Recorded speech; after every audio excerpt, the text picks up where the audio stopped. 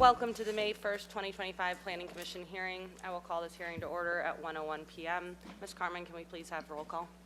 Thank you, Chair Wardlow. I'll begin with Chair Wardlow. Here. Vice Chair Boss. Present. Commissioner Barnwell. Here. Commissioner DeLuccio. Here. Commissioner Peterson. Here. And Commissioner Wiscombe. Here. We have quorum. Thank you. Thank you. We will begin with preliminary matters, requests for continuances, withdrawals, postponements, or ex-agenda items. Ms. Arciniega, do we have any? Thank you, Chair Wardlow. We do not. Thank you. Do we have any announcements or appeals? Thank you, Chair Wardlow. We do have one announcement to let the Planning Commission and the public know. The city issued an emergency CDP for the October 2024 sewage spill by the Goleta Water Sanitary District at the airport property. That project will have a follow-up coastal development permit come to your commission. Thank you. We are now on to item C, review, consideration, and action on the following draft Planning Commission minutes for April 3rd, 2025 Planning Commission minutes and April 17th Planning Commission minutes. Are there any Planning Commissioner comments on the minutes? Are there any public speakers for any of the minutes? And I'll move the minutes. So great. I'll If no- second. All right, moving quick. All right, Ms. Carmen, can we please have a roll call vote? Thank you, Chair Wardlow. I will begin with Commissioner DeLuccio. Yes. Commissioner Peterson. Yes. Commissioner Barnwell. Yes. Commissioner Wiscombe. Yes. Vice Chair Boss. Yes. And Chair Wardlow. Yes. Motion passes. Thank you. Thank you, and that takes us to item D, comments from members of the public pertaining to items that are not on today's agenda. Due to time constraints, each person is limited to 2 minutes. Ms. Carmen, do we have anyone in person or remote that would like to make public comment? Thank you, Chair Wardlow. At this time, I do not have any public speaker slips for in-person public comment, though if anyone in the room would like to fill one out to speak at this time, they can.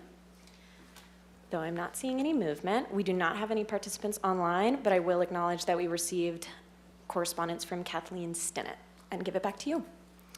Thank you. We will now close public comment, general public comment for items not on today's agenda.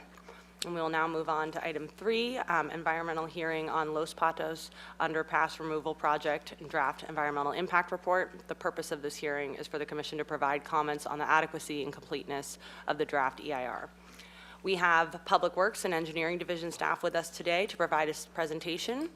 Would you both introduce yourselves, and the floor is yours. Yeah. I'm Eric Goodall, the supervising design engineer for Streets Engineering. Beth Anna Cornett, Senior Planner with Public Works. All right, and with that, we'll go into this. So this is a presentation for the Los Patos underpass removal project. It's for the draft environmental impact report public hearing. Purpose of this hearing is to allow public participation that is an essential part of the California Environmental Quality, or CEQA, process. We want to solicit input from the public as well as the Planning Commission regarding the adequacy of the draft environmental impact report analysis and mitigation measures. We also want to inform the public about the next steps for the project's approval. Through the course of this presentation, we'll go over the project background and overview, the purpose of this EIR, a summary of the key findings in the draft EIR, the environmental impacts and mitigation measures, the projected schedule and next steps, required discretionary approvals, as well as how to submit comments, and then we'll have a question and discussion portion at the end. So the project background, the Los Patos Highway 101 freeway southbound off-ramp will be closed as part of the Caltrans and SPCAG Highway 101 High Occupancy Vehicle, or HOV, widening project. That project is set to be completed sometime before 2030. So at the closure of that off-ramp, the use of the Los Patos off-ramp will not exist. Union Pacific Railroad has requested that the Los Patos underpass be removed to avoid a public nuisance and continued maintenance once that freeway off-ramp is closed. So rather than having that bridge remain in place, they'd like it completely removed and fill put in place of the bridge. They've requested that the removal of the Los Patos underpass occur in conjunction with construction of the Cabrillo and UPRR Railroad Bridge. So from a sort of zoomed out point of view, this is an adjacent project that's sort of parallel with the 101 HOV project. It's the Cabrillo Roundabout and UPRR Railroad Bridge Replacement. Phase 1, which is shown in blue, was completed, or is in the process of being completed. We'll have a ribbon cutting later this month. And Phase 2 will begin in conjunction with the Los Patos Bridge removal. The point from UPRR's perspective, they would like to have the Cabrillo Bridge and the Los Patos Bridge replacements occur at the same time, since there's a lot of impact to their operations when either bridge is replaced. So rather than having excessive disruption, they would like both to occur at the same time. From a much larger standpoint, a portion, let's see, we're looking here at what's highlighted. It's a portion of the Highway 101 HOV and widening project. This is the 4E portion that's identified as the Los Patos Underpass Removal Project. Or the portion of the 101 adjacent to the Los Patos Underpass Removal Project. This is the final stretch of 101 widening that Caltrans has been working on for the past almost decade now. Let's see. The Phase 4 segment is shown here. So we have segment 4E, which includes roadway and ramp improvements for both the south and the northbound direction of traffic. They're going to reconstruct the bridge at Cabrillo and install southbound on and off ramps that are right-hand exits for the Cabrillo, the southbound on and off exits at Cabrillo Boulevard. And they'll be removing the Los Patos underpass, as I previously stated. From here, you can see some of those ramp improvements that I mentioned. So Caltrans will be reconstructing the ramps. This is one of the earlier renderings we have from Caltrans on what they're proposing for the HOV project. And you can see, as is pointed out, where the Los Patos undercross is and what we're proposing for the Los Patos underpass removal. Here, we're zoomed into more of what we're actually proposing. So the green shaded area is the off-ramp that's going to be removed as part of Caltrans Highway 101 project. You can see Union Pacific's Railroad Bridge is over top of that existing off-ramp. Once Caltrans demos their portion of the off-ramp that's within their right-of-way, all that will remain is the bridge and the roadway underneath. So we're proposing that we remove the bridge, infill the space with fill to match all of the fill adjacent to the bridge, and demo the roadway up to what is basically a cul-de-sac, and we'll turn it into a cul-de-sac by installing curb at that location. Here is a rendering showing the existing condition and what our project proposes to do.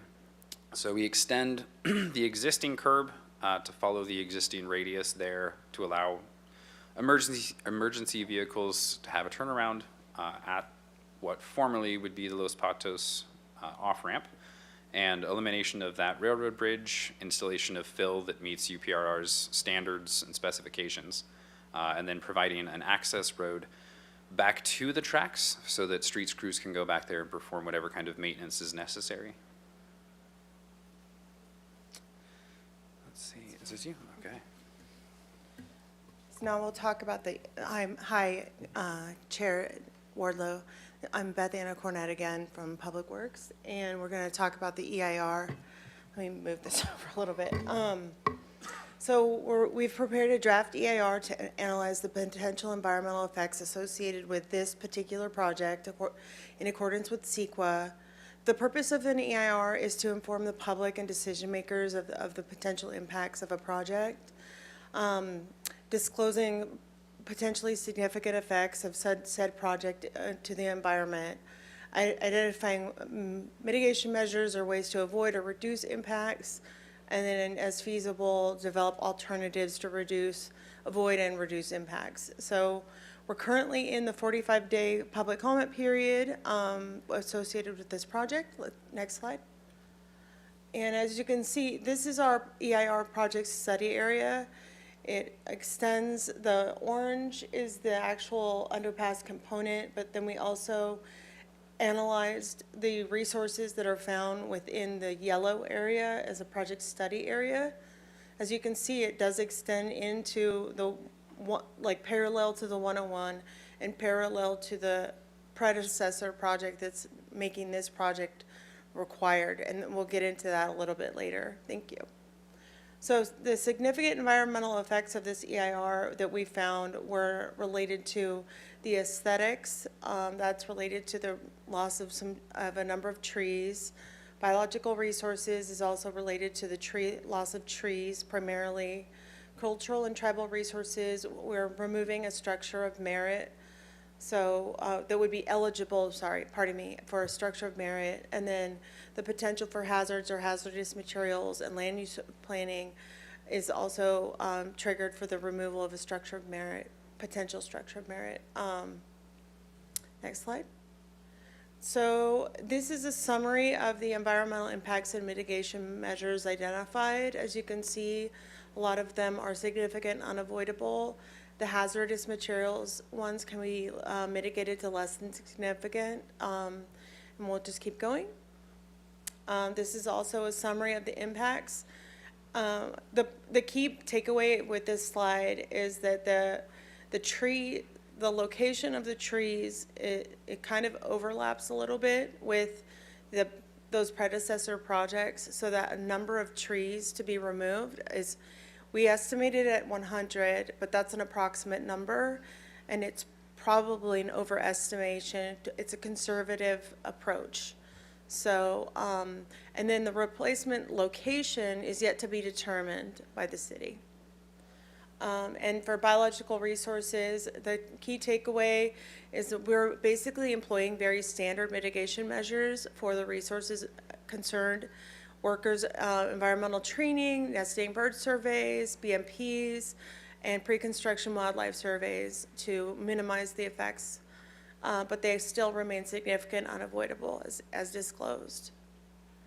And then for cultural resources, we've prepared a historic engineering report that you've read. And then we're proposing to do interpretive display, salvage of materials or reuse. These materials are not owned by the city, they're owned by UPRR, so there would have to be some discussion around that, but we are proposing some salvage. And also, just as a point of context, this bridge dates back to 1901.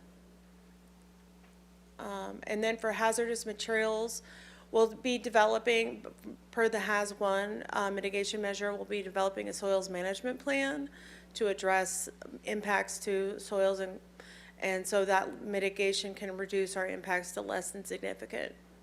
Next slide.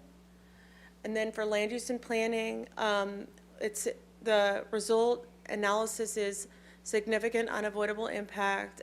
We're also doing the WEEP training, the nesting bird survey, the BMPs, pre-construction surveys, tree protection plan.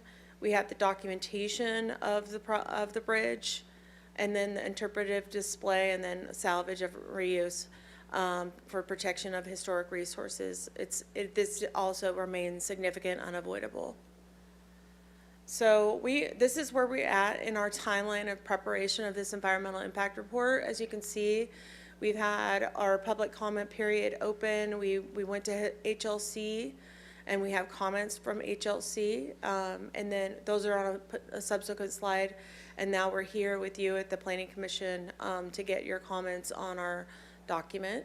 And then we'll be asking for certification of our EIR and our coastal development permit, because a portion of the project is within the coastal zone. And then in September, these are anticipated dates of September, coming back to HLC for demo findings and interpretive display review.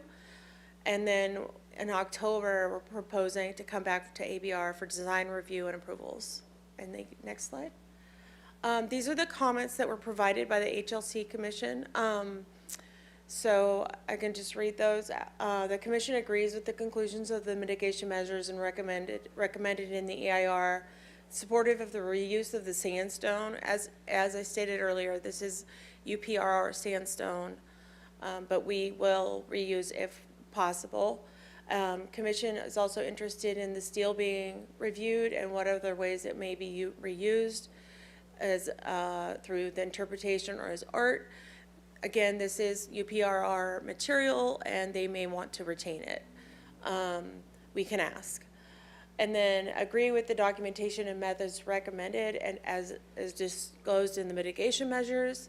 And then the last three comments is consider a high-resolution 3D scan of the bridge to incorporate into the documentation. Was recommended, and considering the interpretive display to be at the site to disclose the historic significance of the site, potentially involving images and/or artifacts. And then the commission understands that a full relocation of the bridge is not practicable. So as we are currently in the comment period, we're in the kind of the early end of it. It's a 45-day comment period because of state involvement. And it ends on May 27th at 5 p.m. You can mail or email your comments to myself at the address provided, or people can provide their comments today at this hearing. Next slide. And questions?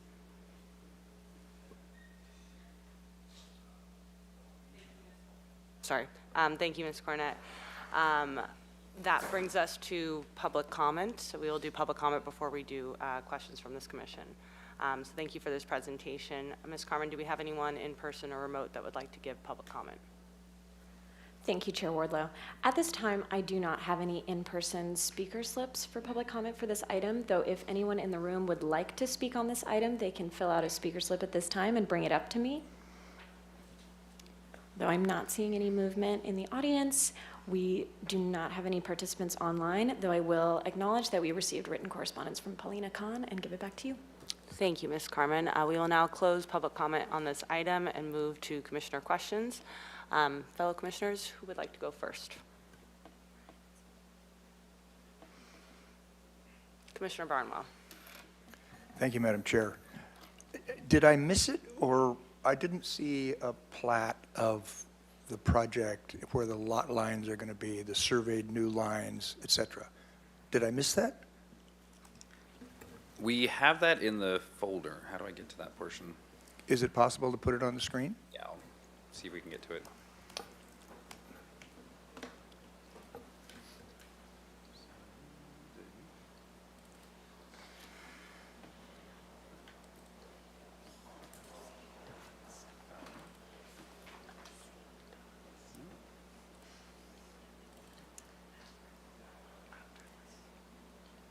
The Teams folder should be open with everything you guys put in there. Is that right there? Oh, I see.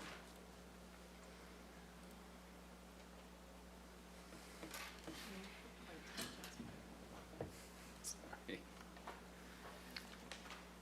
These are our shared files. It should have been open already.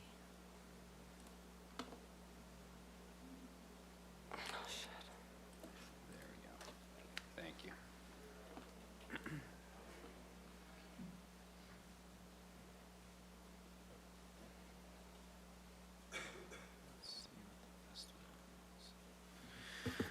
All right. Yes, so this is, let's see if I can make this a little bigger for everybody. This shows you have the right-of-way line here called out by 21. That's the deviation between UPR right-of-way and city right-of-way. And so then from that point out to the roundabout here, you effectively have city right-of-way there. And the line with the X in it, what is that? That's designated as a fence, and there's a call out for that. And the light purple, that's a new driveway? Yes. And there is no separate lot being created for what you had called the storage area or the work site for Caltrans or the, right? Correct? For Caltrans? Well, you said that a portion of this newly acquired, new use ground was going to be for some storage area, some site. What's the driveway for? So the driveway is access for city street crews to go back and access that area if they need to do any kind of weed pulling, tree trimming, abatement, any of those kind of things. Where are the trees, the 100 trees that were going to be lost? So the 100 trees are, let's see if I can go back to our presentation. I'll go to the slide here. So in this slide, that project boundary area, that yellow area is where the shoe fly, where we'll shift the tracks while we're demoing the bridge at Cabrillo Boulevard, as well as replacing the Los Patos Bridge. That's where the shoe fly would run, and there are a number of trees in that area that would have to be removed in order for the shoe fly to fit. Okay, but the bridge replacement component of our discussion today doesn't have significant tree removal, is that correct? The bridge itself doesn't require tree removals, but we evaluated that corridor since we had not previously evaluated the corridor for the shoe fly, and we included it as part of this EIR discussion. And the replacement trees that seem to have been loosely referred to in the documentation, they will be somewhere along that corridor in a new location? We don't know where, have we got ideas of where they're going to go? That's where it gets a little bit complicated, and the Union Pacific Railroad won't allow the trees to be replanted, even though they exist today within their property. Once they're removed, replanting of trees is not allowed by them. So we'll need to find additional locations. There is some area, as you saw in the plan, where we could put some trees within city right-of-way, a limited amount of trees, since we have to have that access path there for people to take their vehicle, for the streets crew to drive down to do some maintenance if they need to. But we are looking at other locations in the city or in the nearby vicinity to replace those trees. And then prior to the creation of that light purple driveway thing there, how today and in times past has the city crews been able to access and get around to taking care of the bushes around there? They have not had that driveway, and yet they've been able to do their work. How have they been doing it? Just from the cul-de-sac road? It's likely that they went to the cul-de-sac because right now, and you can kind of see it from the drawing here, this section that I'm indicating with the cursor, called out 19, that's where the edge of the existing off-ramp is. So Yes. this purple area for the driveway is within what's the existing off-ramp. So, yeah, I streets see. crews wouldn't be driving up that to access things, but they could park in the adjacent area or walk over there. So But the now, interest- surely they're not driving against traffic into that roadbed now? Not currently. Okay. No. All right. Thank you, Madam Chair. Thank you, Commissioner Barnwell. We'll now hear from Commissioner Wiscombe. Thank you, Madam Chair. Would you go back to slide 12, please, which you had up just a few minutes ago? So what is this survey area buffer? What that you're showing, it's that dotted black line? Madam Chair, Eric Vonberg with Rincon Consultants. That was the study area that our biologists and archaeologists used as a buffer area so that we study beyond just the very limits of the project so that we can get a better understanding of what's in the area, and then as well, if there's changes in the project, we have that area covered. Okay, and thank you for that. I didn't get your name, I'm Oh, sorry. Eric Vonberg with Rincon Consultants. Okay, Von Berg? Vonberg, yes. Okay, thank you. That's really outside of the impacted area, it's just a Correct. study area. So Yeah. there won't be any mitigation needed in that area? Okay. Correct. And then I want to talk more about the trees, because it's very confusing. There's one statement that says that the impact is significant and unavoidable, and it sounds like it can't be mitigated on a one-to-one basis. So can you comment on that? Because we're very clear that we replace trees on a one-to-one basis, even if they have to be done off-site. Yeah, the reason we went with that significant unavoidable impact is that we at this time, we cannot identify exactly all the lands that would be needed and where, and if there is land available to replace all these trees at a one-to-one ratio. So therefore, we're considering a significant unavoidable, so if we can only replace 90 trees, we're still within the legal means of CEQA on that. So it's really giving some leeway to the city staff in developing this project, that if we can't get to that 1-to-1 ratio, they're still covered legally under CEQA. Okay. Are you aware that the city has, it's old now, but they have a shade study that's been done that shows where there are absences of shade trees in the city where they're needed? Is that something that we could look into for mitigation measures? I'm just thinking, yeah, go ahead, Ms. Cornett. I'm aware of a GIS data layer of all the vacant tree wells. I'm sorry? The vacant tree wells within the city. Yeah. So those are opportunity sites for planting replacement trees Okay. in the tree wells. And there is a shade study. It was done when I was on the Parks and Recreation Committee. Okay. Community I'm not aware of Commission this. Many years ago. Nathan Slack can probably point you to the shade study. But it seems to me there's opportunities in the city to plant shade trees, and I hate to see us lose that. So I think that's something that you should also look into. I appreciate the empty tree wells. We all don't like those, so.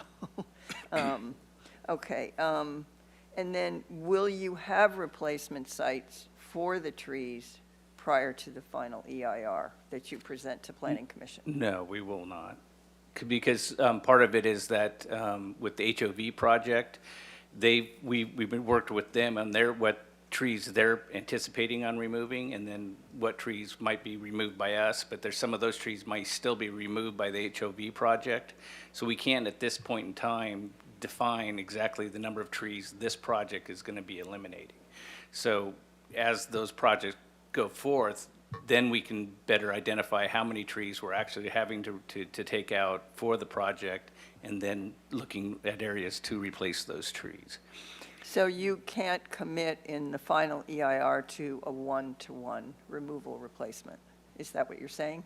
Would that be up Yeah, to the I'll speak on that. city staff? We could commit to the 1-to-1. What Eric's referring to is we don't know the exact number of trees, so the EAR is evaluating. Right, I understand that, but Right. you can commit to the 1-to-1, because your documents also say you can't commit to the 1-to-1 because you don't know how many are being removed and you don't have a place to put the trees. So that's why I was asking you that question. I'm trying to figure out where ES6, I think, says the impact is significant and unavoidable because the number and location of replacement trees is unknown. Impact is significant and unavoidable. So that just makes it sound like you don't have a replacement, but you're saying that you will commit to a 1-to-1 replacement. Yeah, I think the purpose of the language in the EIR itself is that we haven't identified the sites Right. for the trees themselves, as well as the exact number. And so, Okay. you know, So so you're going with the CEQA language, I understand that. correct, Okay. yes. Okay, and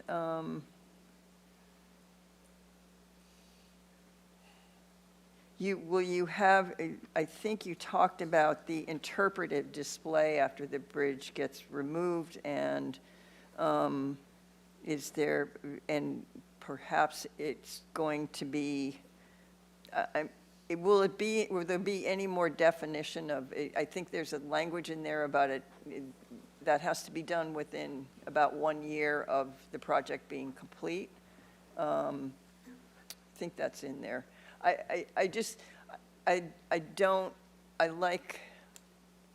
My comment is that I like language that is a little bit more definitive and so I'm wondering with the interpretive display, where it goes, what it's going to look like. Will any of that be kind of decided beforehand or not?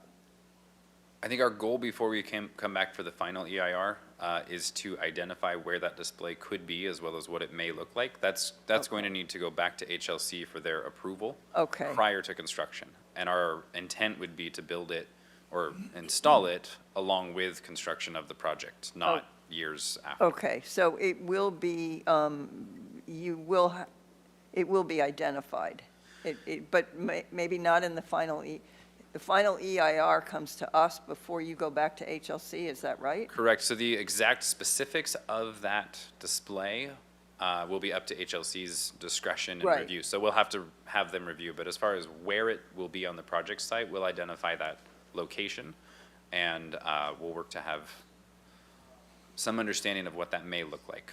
But we didn't receive,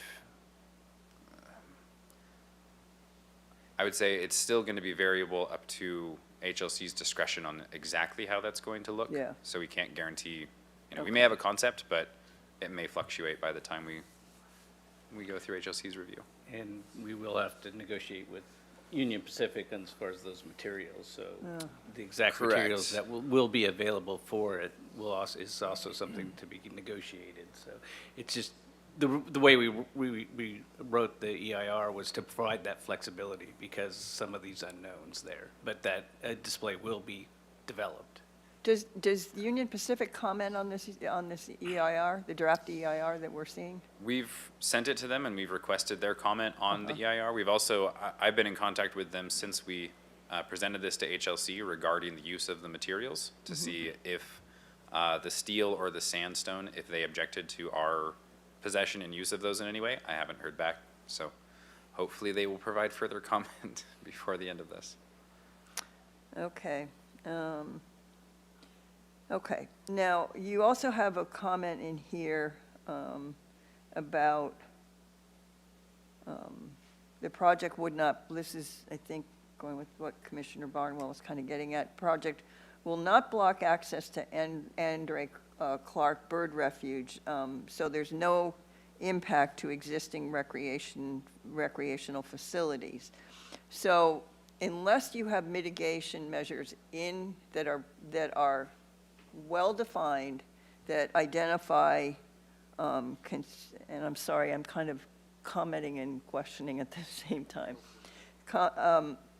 implemented for construction parking and heavy equipment parking, recreational access to that bird refuge will be impacted. It was highly impacted when the roundabout was built. And there was equipment everywhere, and it was very difficult to park. And I think that it's important, I don't know if you have areas defined yet, but maybe tell me, do you have areas defined where heavy equipment's going to go and where construction vehicles, workers' vehicles, et cetera, are going to go? We do have a staging area identified. We're working with the property owner to negotiate the terms, but it's a considerable area that we would stage all equipment and materials and everything for both the Cabrillo project and the Los Patos project for the Okay. duration of construction. Okay, so there will be something in the final EIR about specific areas for staging heavy equipment and construction vehicles.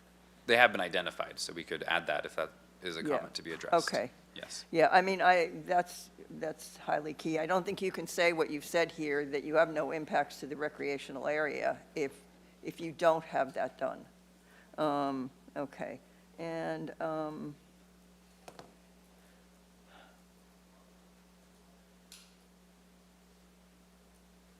I think that's all I have for now. Thank you very much. I appreciate it. Thank you, Madam Chair. Thank you, Commissioner Wiscombe. Vice Chair Boss? Thank you, Chair. Just one question that I mentioned during the site visit. On page 70 of the EIR, it acknowledges encampments with folks who are currently experiencing homelessness. But then page 29 notes that the project would not involve any displacement of people or housing and no impact from the project. There would be an impact.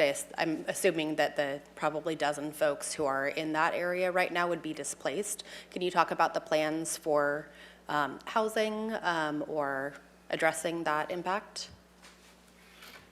So the city has some policy on how to coordinate and perform outreach for those individuals. So the city would follow that policy as far as coordination with what's going on with this project and those individuals that may be in the area.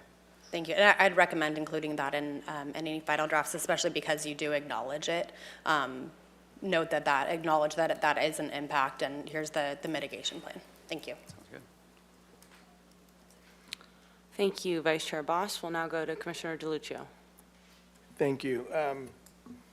Rick Karn, a consultant, you do a great job. Just want to, your company's been around for a long time, and so having them aboard is excellent. As far as this goes, the significant unavoidable, you came up with two, correct? With the trees and with the bridge, because that's historic. Well, there's, I think it was 4 identified, But two were significant unavoidable? but basically they're both dealing with the trees and then removing a historic structure. Okay, so with the trees, I understand the concern here. Obviously, if you're going to remove approximately 100 trees, we're concerned, how are they going to be replaced? And is there a monitoring schedule with this? I don't know if I didn't have a chance to read the whole EIR, but is there a section where there'll be, after this is adopted, typically there's a monitoring schedule that goes along with it? Is that going to be part of this document? I think we have. When we do tree mitigations, we can do, depending on the agency, we can do a 2 or 3 year monitoring schedule is pretty typical. And then if that's more of the city's standard, and then like a 5 or 7 year would be a outside regulator standard. So would that be acceptable, like 2 or 3 year? I'm thinking more conceptually the bigger picture here. Usually when I've seen these EIRs, and then when you come up with the final one, okay, you've identified, the impacts, and then you say, oh, these can be mitigated by doing X, these can be mitigated down to, then they don't become significant unavoidable because they can be mitigated. And then there's a couple that you are going to do some mitigation, but they're still going to be unavoidable significant. Then what happens, the next step is, okay, once this EIR gets approved, isn't there going to be another section that has a monitoring schedule to keep on the issues that were identified to mitigate any of the impacts? Yes, a mitigation monitoring and reporting Yes. plan will be prepared by the Public Works Department, and it will be managed in coordination with the Community Development Department to show adherence to all of the mitigation measures And proposed. then you monitor them, how you're fulfilling those. And so I understand, so the trees will be part of that, and what you just described previously is the way you're going to approach it with different levels of years? We can add it to.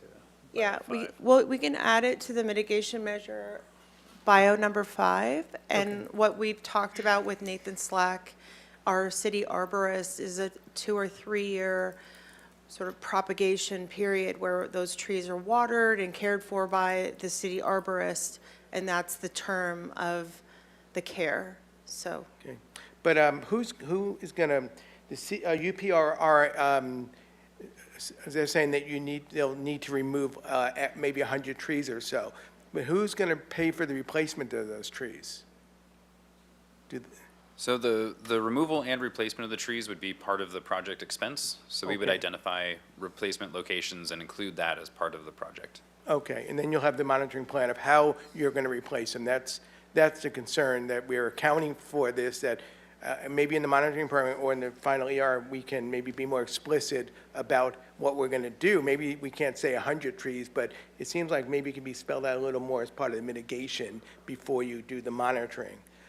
And also, can you go to page 17, please, of this document? I just wanted to see one thing, the salvaging of the materials. I know that the sandstone was called out, and I guess this is up to the UPRR if they want to, I guess they own the materials? Because they own the bridge and. Correct, yes, and there's- UPR owns all of the materials within their right-of-way. And historic HLC would like to, as part of their commentary, as part of their, I guess you can put together a narrative of this, some kind of exhibit on it. They would like to use maybe some of the sandstone as part of that exhibit. And also they mentioned the bridge has a steel on it, so they want to see if you can also save some of the steel. That was not called out in the EIR, right? Correct? That's correct, yeah, because we weren't, basically that any of this mitigation or what HLC has proposed would not reduce the impact to less than significant. So we still have a significant and unavoidable impact. So we were basically providing flexibility in how we were going to address that, not know, with all the unknowns of how much sandstone we could save and the cost and utilizing the steel structure. Right, so that's something that you'll incorporate into the final AIR? We can, add, the plan is to add in those HLC comments. Wonderful, okay, so yeah, otherwise would be my comments. Thank you very much. Thank you, Commissioner DeLucio. Do we have any other questions? All right. Well, I have just one question. Thank you all for your time and the diligent work to prepare this report. I saw some wording around, documenting the potential historic resource. What does documenting look like? Are we taking photos of the bridge? Are we preserving it somewhere? Is that really going to be in the realm of Union Pacific, or is that something that the city is going to lead on? There's specific standards that are required for reporting on a historic structure. It's called a Historic American Building Survey, or HABS report. And so it's taking pictures of a certain resolution and documenting all the history of that, so that somebody in the future can then utilize that document for historic research. And then one of the comments from the HLC was to try to do a 3D scanning of it, so we have that as well as part of the record. So there's definite standards we would follow. Okay, wonderful. If that is the end of questions from the commission, we will now move on to comments. Again, the purpose of this hearing is really to just provide comments on the draft EIR. And Commissioner Barnwell. Thank you, Madam Chair. I want to double down on all the tree issues that have come up. I don't think we've even scratched the surface of what that is. And even though we may not know how many trees are now going or will eventually be taken, I think we could identify sites for them to go. And I think that should be part of what we're talking about. So we don't know the number that will be taken, but we have thought about and we know where we're going to put them, regardless of the number, including empty tree wells on Milpas or wherever they may, the shade study that fellow commissioner mentioned, Ms. Wiscombe. And I think everybody up here the tree issue is fairly big. The issue of the material associated with both the steel beam and the sandstone. Well, let me back up. What was the original reason for that road to be there and to have it be so important that the railroad created a bridge there? What was that little passageway under there originally, historically? Do we know? I'll have to research it more, but what I believe is it's for that off-ramp from even before it was Highway 101, was to provide the access off of that road into the city. Okay. I think there's an opportunity here, and again, it goes to the EIR and being more specific and being more rigorous in what the EIR says. That's a lot of steel in those beams. And we have a relatively famous gentleman here in town, one of the Shelton brothers, who does steel. And he could create a delicious monument that'd go up there that could represent that. I think that those sandstone rocks are something that we should, in negotiations, we should just tell them we'd like to have those things. Because we can do something with them, and I don't know, the railroad company's not going to do much. So I think those are things that we should wrestle to the ground rather than let them kind of float around in our discussion. If you would be so kind as to put up the overview on the screen there, anything that goes from the roundabout to the freeway and includes our project. Okay, that's good. Now, you showed me the driveway. Can you show me that thing that showed the driveway earlier?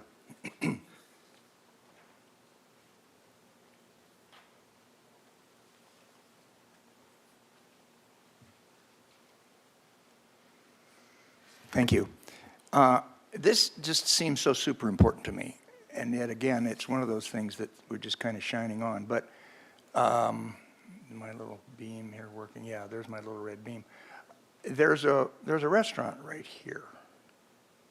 And then there's restaurants all along down here. And we have a chunk of ground.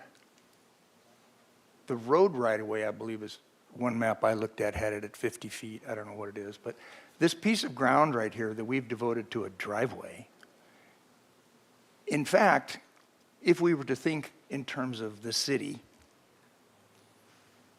could be a lot upon which could be built a restaurant with 2 floors of residential. In it, we very casually have just said it's going to be a driveway. And we haven't actually looked at, now I brought this up on the site visit, we haven't looked at what are the potentials for that end of that road, now that it no longer has to be driven by any cars. Can the city create a lot that we then maybe offer to the Santa Barbara Housing Authority? And they put up units. Because that's city land and it's being used for basically the lowest order of use I can possibly think of, which is an access driveway for service personnel who already have access. I'm disappointed that we didn't think of that. And I'm disappointed because this commission comes from housing and the city of Santa Barbara is always trying to find ways to increase the treasury. That has value, incredible value. Now, to go back to the larger overview, if you would, to include the one that you showed at first, I don't know, the city used to have, and I think they still do, we used to have a staff person that worked with the business community. But right now, right here in that existing building, is a new development of 13 commercial stores that are tasty beyond belief. And they're going to be restaurants, and they're already shops. I invite everybody in this room to go look at that. It's operational right now. There are also 3 restaurants along that road. It seems to me going up way high in the air and doing what we're supposed to do, which be a planning commission, not a we say yes to projects that come in front of us commission. In terms of planning, that could be a destination site that we're overlooking in terms of long-range planning. Now, admittedly, this thing is coming to us as an EIR for closing off that off-ramp. But I think some larger thought processes need to go on in any way this EIR can address it. And I don't know if it's a simple paragraph that you can begin to plant the seed of the city of Santa Barbara having a relook at Los Patos Way, because it's an environmental resource of incalculable value. And it's going to be a commercial venue. There are already apartments on that. I don't know if you guys are familiar with it, but there's a set of apartments that backs up to the railroad just behind one of those. So we're not looking at this the way we really should. Now, admittedly, we're understaffed and blah, blah, blah, all those sorts of things. But I want to plant this seed right now and have everyone that comes in front of me, at least, put on the, quote, planning hat. What are we talking about the future and what's it going to be? Because this site right here is a jewel. It truly is a jewel. And this is the beginning of how we can reutilize all of that land. So I would strongly urge that that driveway concept that we've put up there maybe be thought of as a placeholder for what that land could do in another iteration. I also then want to go back to what everyone here has said. Thank you very much for what you're doing. I jokingly said to the chair a moment ago, you know, this is a project that we've been working on for 20 years. No, we've been working on this for like 150 years, it seems like. We've been picking away at it because somebody didn't like it, and then we did a little, and then we're finally getting to it. So I compliment you on everything that you're doing. But there's more here. Because we're kind of like squeezing it down, we haven't taken that step back to look at what's really in front of us. Thank you, Madam Chair. Ms. Ostringer, do you have anything? I'm good if we just try and limit ourselves to the comments on the EIR. Okay. Thanks. Thank you. Next, we have Commissioner Wiscombe.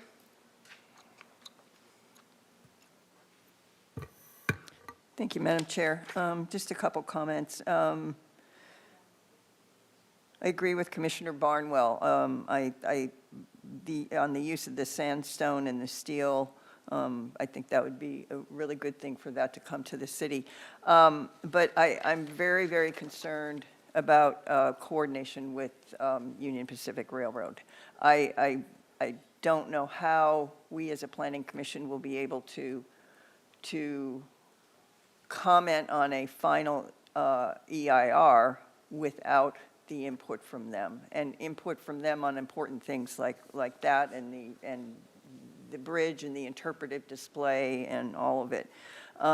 When it gets resolved with Union Pacific, and you actually do sit down with them and have a meeting and get their comments, I would like to see, assuming that they're going to go along with what you have planned, I'd like to see you go back to HLC before you come to us, so that there's more, that interpretive portion, which is really squishy right now, is pinned down.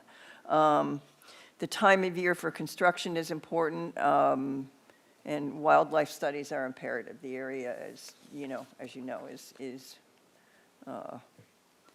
has a lot of wildlife. So, and I also agree with Commissioner Barnwell on the tree replacement.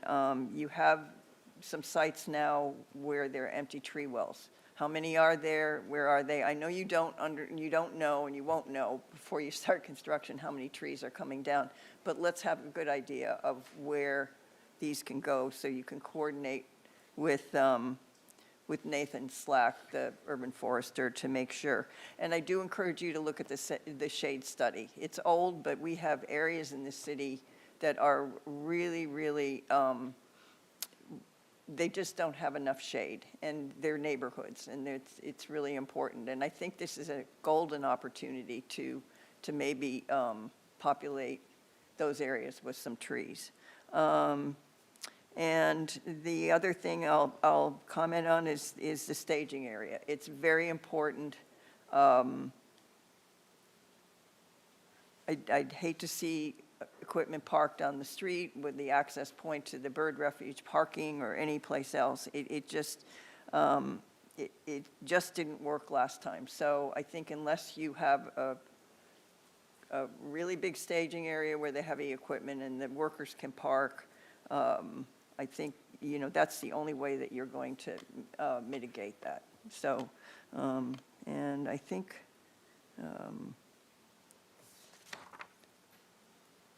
yep, I think those are my comments. Thank you very much.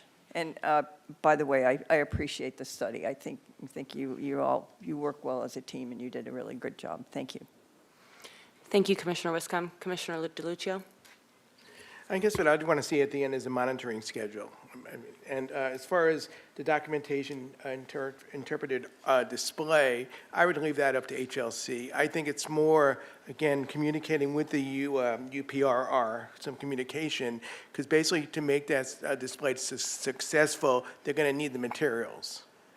And as far as, I guess, my takeaway from this is that the bridge is obsolete, and that's why they want to replace it during this whole process of widening the 101, et cetera.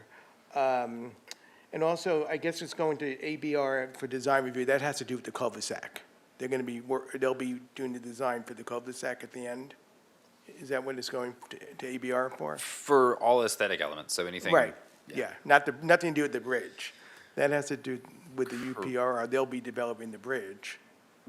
We're designing it, they're overseeing, but yeah, we've been in coordination with UPRR for the past 2 years on the design of this and the other bridge. But that doesn't go before the ABR. We'll present the plan, but as far as aesthetics within UPR right-of-way, they're very strict on what can be there, so there's limitations. Okay, those are my comments, thank you. Thank you, Commissioner DeLuccio. Commissioner Peterson? Thank you, Madam Chair. Thank you all for your efforts on this and for answering our questions, not mine, but everybody else's, and on the site visit as well. I echo what my fellow commissioners have said regarding the environmental impacts of this, especially as it relates to the removal of trees and wildlife, especially in that sensitive area. Also, I echo what's been said on the removal of historic structures, especially the train bridge, which has the exit has an almost quaint feel about it, almost a charm, if not dangerous, but still, it exists. And especially what Commissioner Wiscombe has said on coordination with Union Pacific and the EIR, so that we know how this is going to work better. I also echo the idea of thinking beyond the traditional box, where we think of housing and affordable housing and where that can go. I'm not sure it can happen here, but I'm supportive of city departments thinking from the ground up about where this need for our city can be. And you all know your inventory and resources better than anybody else. And so maybe not now, maybe now, but certainly in the future. Again, thank you. Thank you, Commissioner Peterson. Any other comments? Okay. Well, I'll be very brief. Again, thank you so much for your time in preparing this report. I know this is a significant effort, so thank you for all of your efforts on that. I will echo my fellow commissioners. Clearly, we all care very much about trees, and I think that this is an important opportunity that wherever we decide to cite the additional 1 to 100 trees that will be removed, that we will now replace, that's done in a thoughtful way, that it really maximizes the benefit. To Commissioner Wiscombe's comments regarding, selecting sites where, there can be shade that is necessary, that would be really helpful. I am hopeful that when this EIR comes back for final review, that there is more details around the tree concept, because I think that's important to this commission and obviously the community. I think it's one of the things that's so special about Santa Barbara is the significant effort we put into ensuring that trees are everywhere and that when you're standing on the top of the mountain, you see them everywhere. So I hope that this removal can then be utilized in a positive way and a thoughtful approach. I also agree with my favorite, Commissioner Wiscombe, on the importance of the staging. So I remember very much so, as do I think probably everyone in the community, the impact that changes to this area in terms of the construction has on the community. So if we can do our best to really mitigate that, especially given that it is a significant recreational area for many folks, that would be an important component to really consider as the final EIR comes back. And really, I just want to thank you all for the time in answering our questions, and we look forward to kind of getting more details on those components in the next review. And with that, is there anything that staff needs from us, or is this the conclusion of our comments and we can close the item? Okay. Well, thank you, and that closes the item. And we will now move on to our next item. Madam Chair, Yep. could we take a 5-minute break? Yes, we can, actually. Thank you. Thank you. We'll take a 5-minute break, and we'll reconvene at 2:05.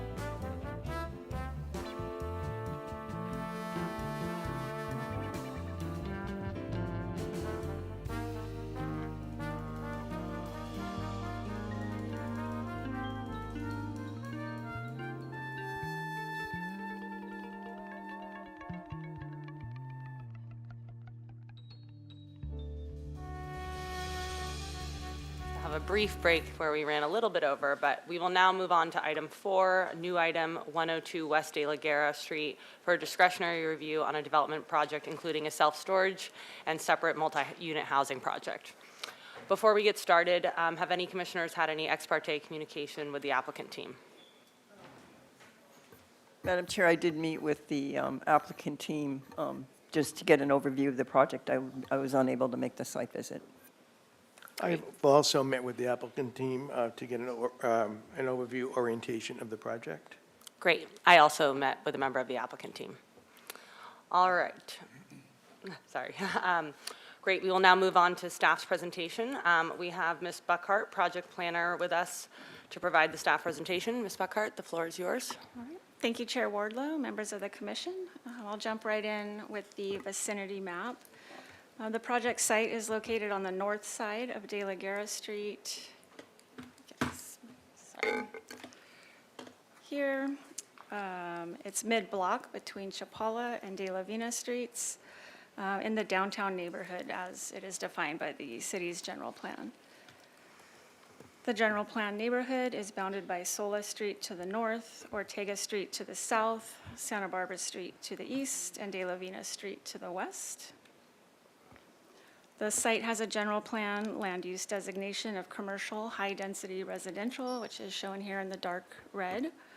It serves the general commercial areas of the city, generally along or near major transit corridors. The city's downtown is the most concentrated and intensively used district of the city, and it has the widest range of commercial uses.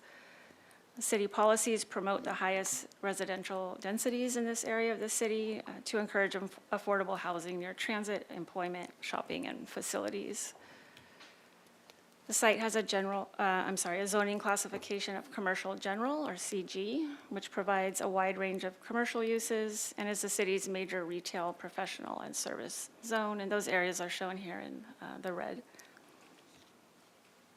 The site is a 25,595 foot lot. It's currently developed with a 77-space parking lot.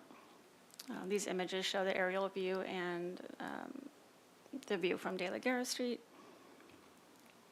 So I'll run through the project description now in its different pieces. I'll start with the tree removals. The project includes the removal of 10 parking lot trees and 2 front setback trees.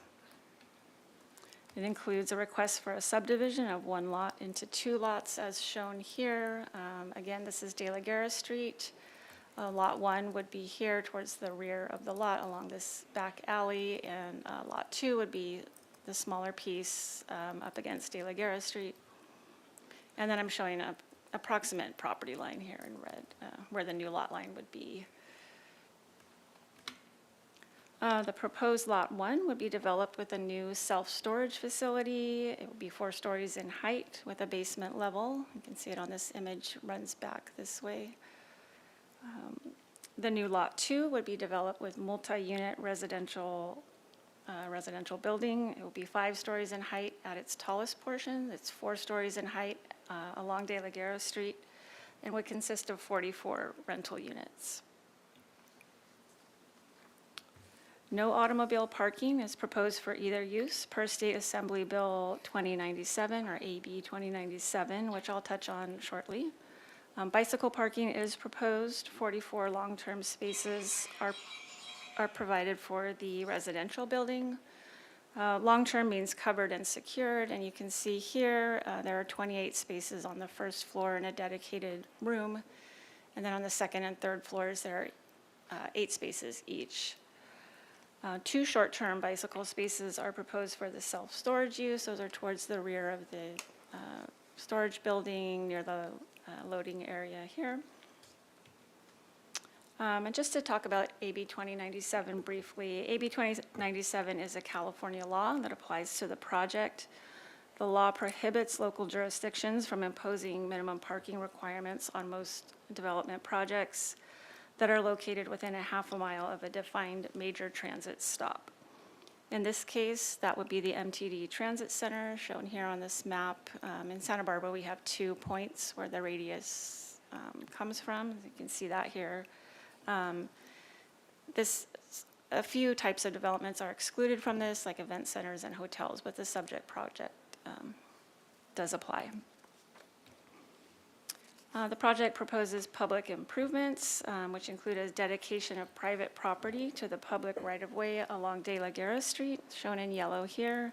It's 1 foot 7 inches, and that would facilitate the required pedestrian access width to be reconstructed. It also includes the required 1 foot 6 inch frontage zone. It's on private property, which is allowed.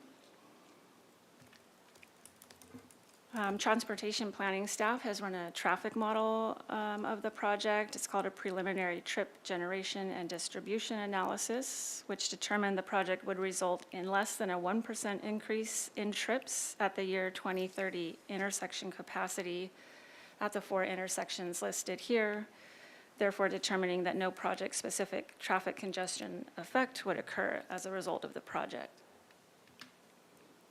Here I just have a site plan for you. You can see where the self-storage facility would be on that internal portion of the site, and then the multi-unit residential goes towards the front along De La Guerra Street.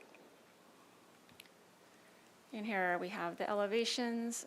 Here, this is the facade of the residential piece along De La Guerra Street. This is the facade of the storage piece in that back alley. And then these 2 images are of the interior elevations. The project has been reviewed by the Architectural Board of Review on a concept review 3 times. The last meeting was last November, where they continued the item here to PC for your consideration today with positive comments on the architectural style and size, bulk, and scale. The adjacency to 2 historic resources was considered by the ABR. Those are shown here in red. And for an ABR project design approval, specific findings would need to be made, finding the design compatible with and appropriately sensitive to those resources, and that a balance between the resources and the new construction would be maintained. And ABR feels that the project is on the right track in that regard. So the required applications that are before you today are a development plan for a 31,000 square feet of new non-residential floor area through the city's non-residential growth management program, and a memo of understanding, which I will touch on in a moment. A development plan and a transfer of existing development rights permit for the transfer of 44,518 square feet of non-residential floor area from various sites in the city. And lastly, a tentative subdivision map for the division of one lot into 2 lots. So I'll walk through those each now. The first development plan is for that 31,000 square feet. It's been allocated to the site via a memo of understanding regarding reservation and allocation of building entitlements. It's dated May 2011 and is associated with a 2009 subdivision that created the subject site. And you can see that subdivision shown here. It's where the subject site was broken off from its original site at 101 West Cannon Perdido Street. That floor area comes from the small addition, vacant property, and minor addition categories of the city's non-residential growth management program, kind of broken down here on the screen. The second development plan and the transfer of existing development rights permit is a request for 4,518 square feet of non-residential floor area from various sending sites to be allocated to the subject site.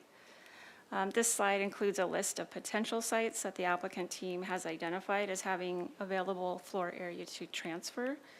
All the floor area comes from demolition credits. The total identified here exceeds the amount that they would need, but they would only take the amount that they need. They would only transfer the amount needed. And then lastly, the tentative subdivision map for the division of one lot into 2 lots, as I described earlier. As a condition of approval of the tentative subdivision map, all the residential density allocated to Lot 1 would be given to Lot 2.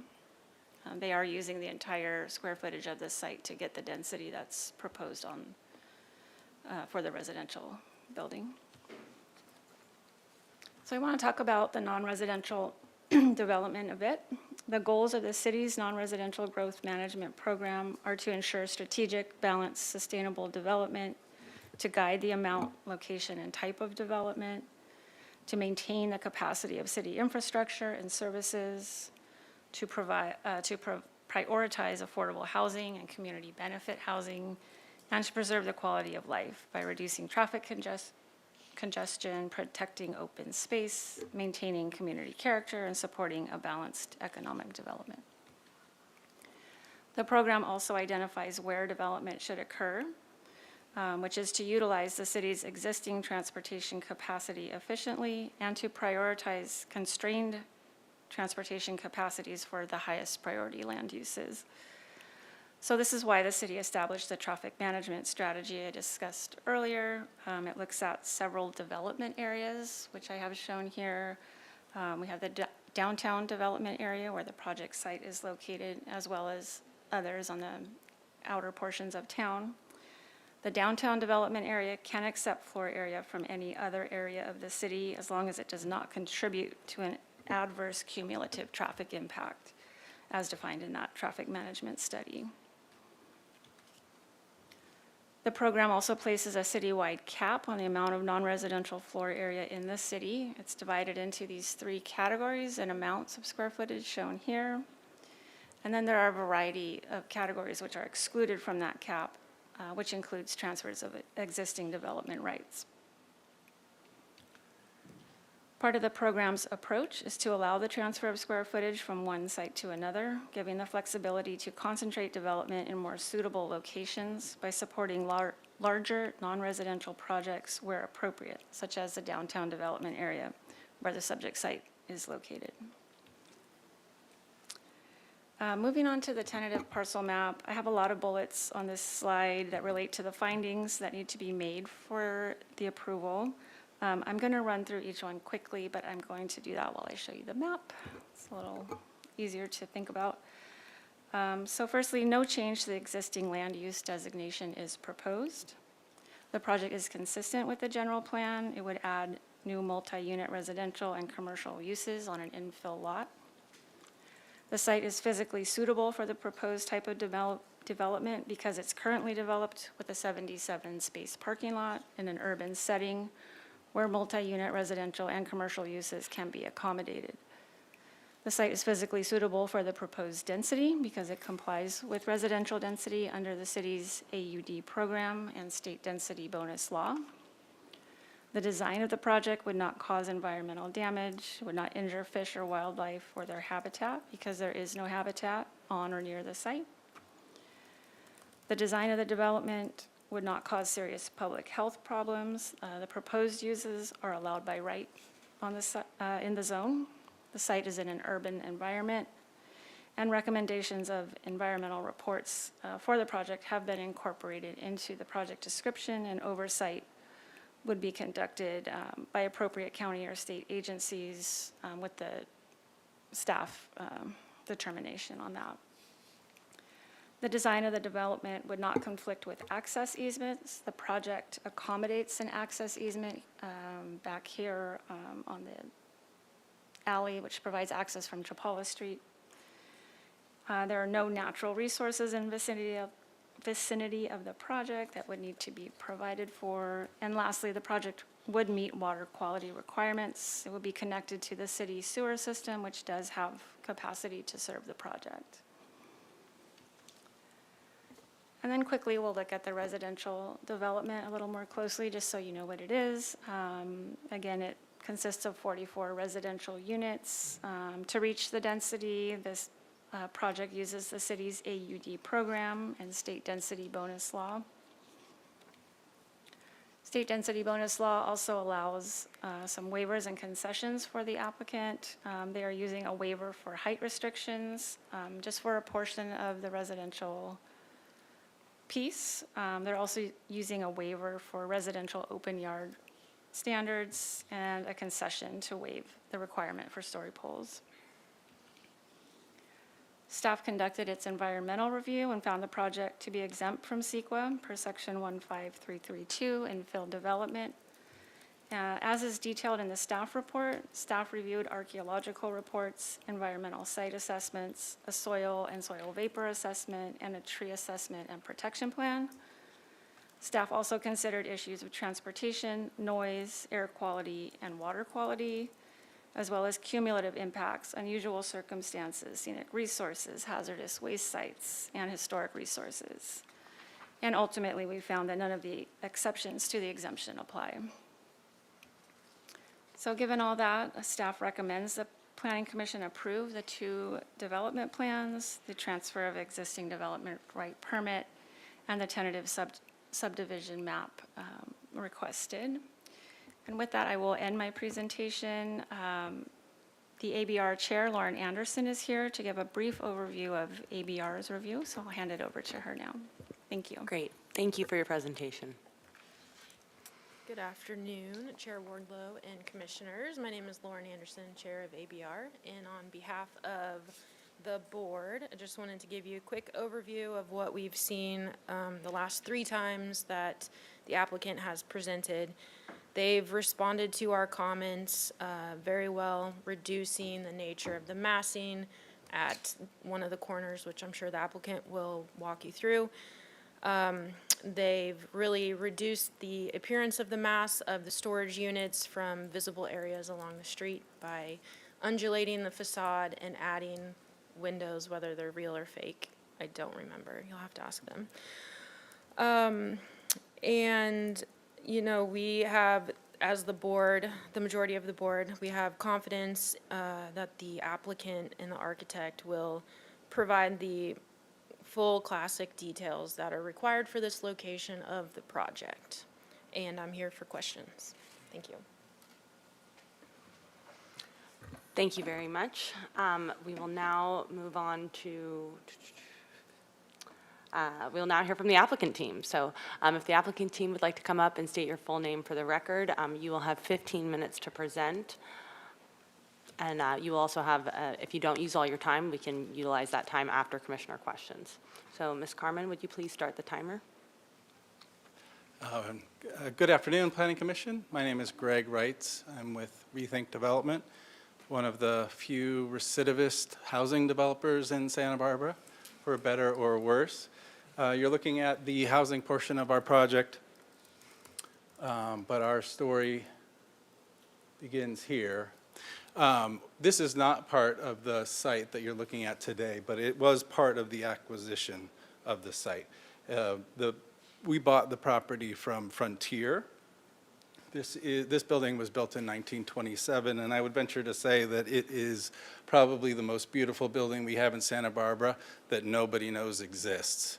And they don't because no one uses the building. It's full of switchgear and stuff for Frontier Communications.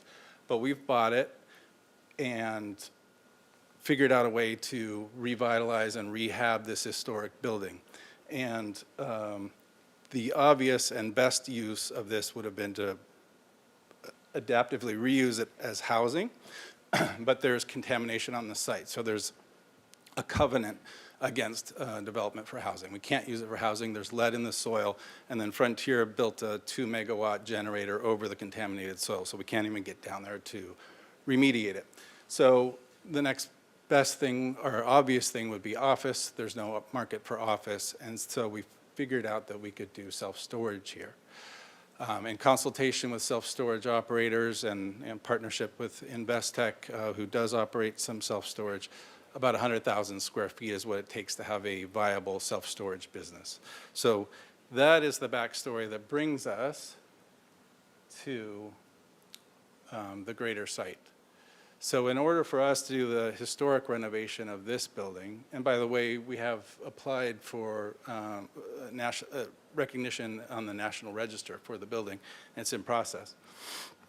In order to build a viable self-storage in that building, we needed to build more on this lot in the back. Oop, going the wrong way. Okay, so why storage? The first answer is because it was the only use that we could figure out to make that first building work, and we would have to build more on this lot. The second is there's a massive demand. So once we realized that that was probably the best plan, we hired a company to do a study of whether there was demand for self-storage. And what we found was there's a tremendous undersupply of self-storage to the effect that about 3 times as much self-storage is needed in downtown Santa Barbara than is currently provided. So you can see the stats up there. So our project would meet about half estimated of the need within a 1-mile radius of the project.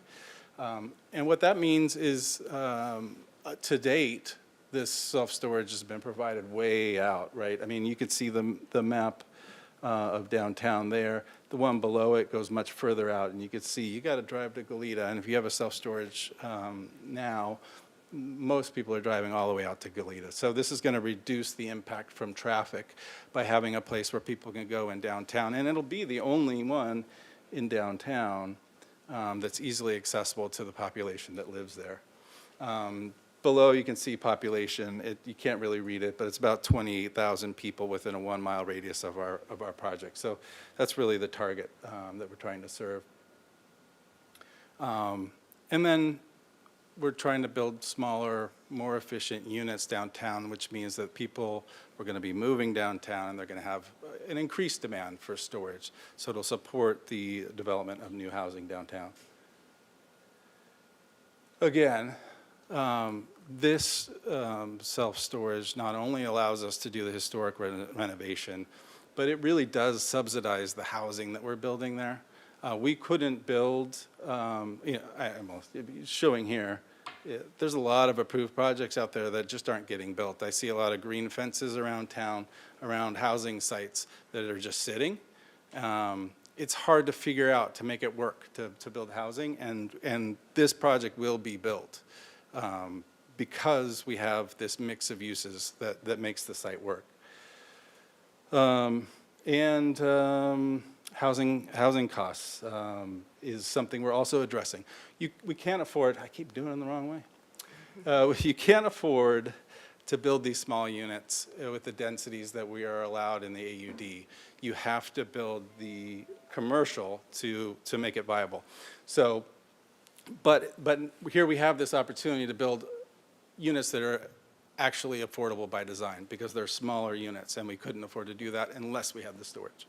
So I see I'm taking up all of Brian's time. So parking, this is important. We consulted with, well, I'll talk about our partner, but Extra Space, about what we needed for the project, for the self-storage project. So if you see the long, skinny rectangle, the bottom left there, that is on the site for that historic building. We have 6 dedicated spaces and then another 12 undedicated spaces at our disposal for our needs, which will be both for the residential and the storage. In Goleta, they require 1 loading space and 3 parking spaces for a self-storage building like this. We have twice as much. And then we've got an affiliate of Investec owns 24 spaces across the street that are at our disposal, probably more for tenants than for self-storage. There is a rental lot with 31 spaces in it just around the corner where people can rent space, parking spaces. And then, of course, you've got Lot 2 and El Paseo, Paseo Nuevo, rather, making up the rest of the 1,200 spaces. So there's more parking down there than we need. So that is that. Extra Space will be our partner in operating this. They operate 4,000 facilities across, well, around the world.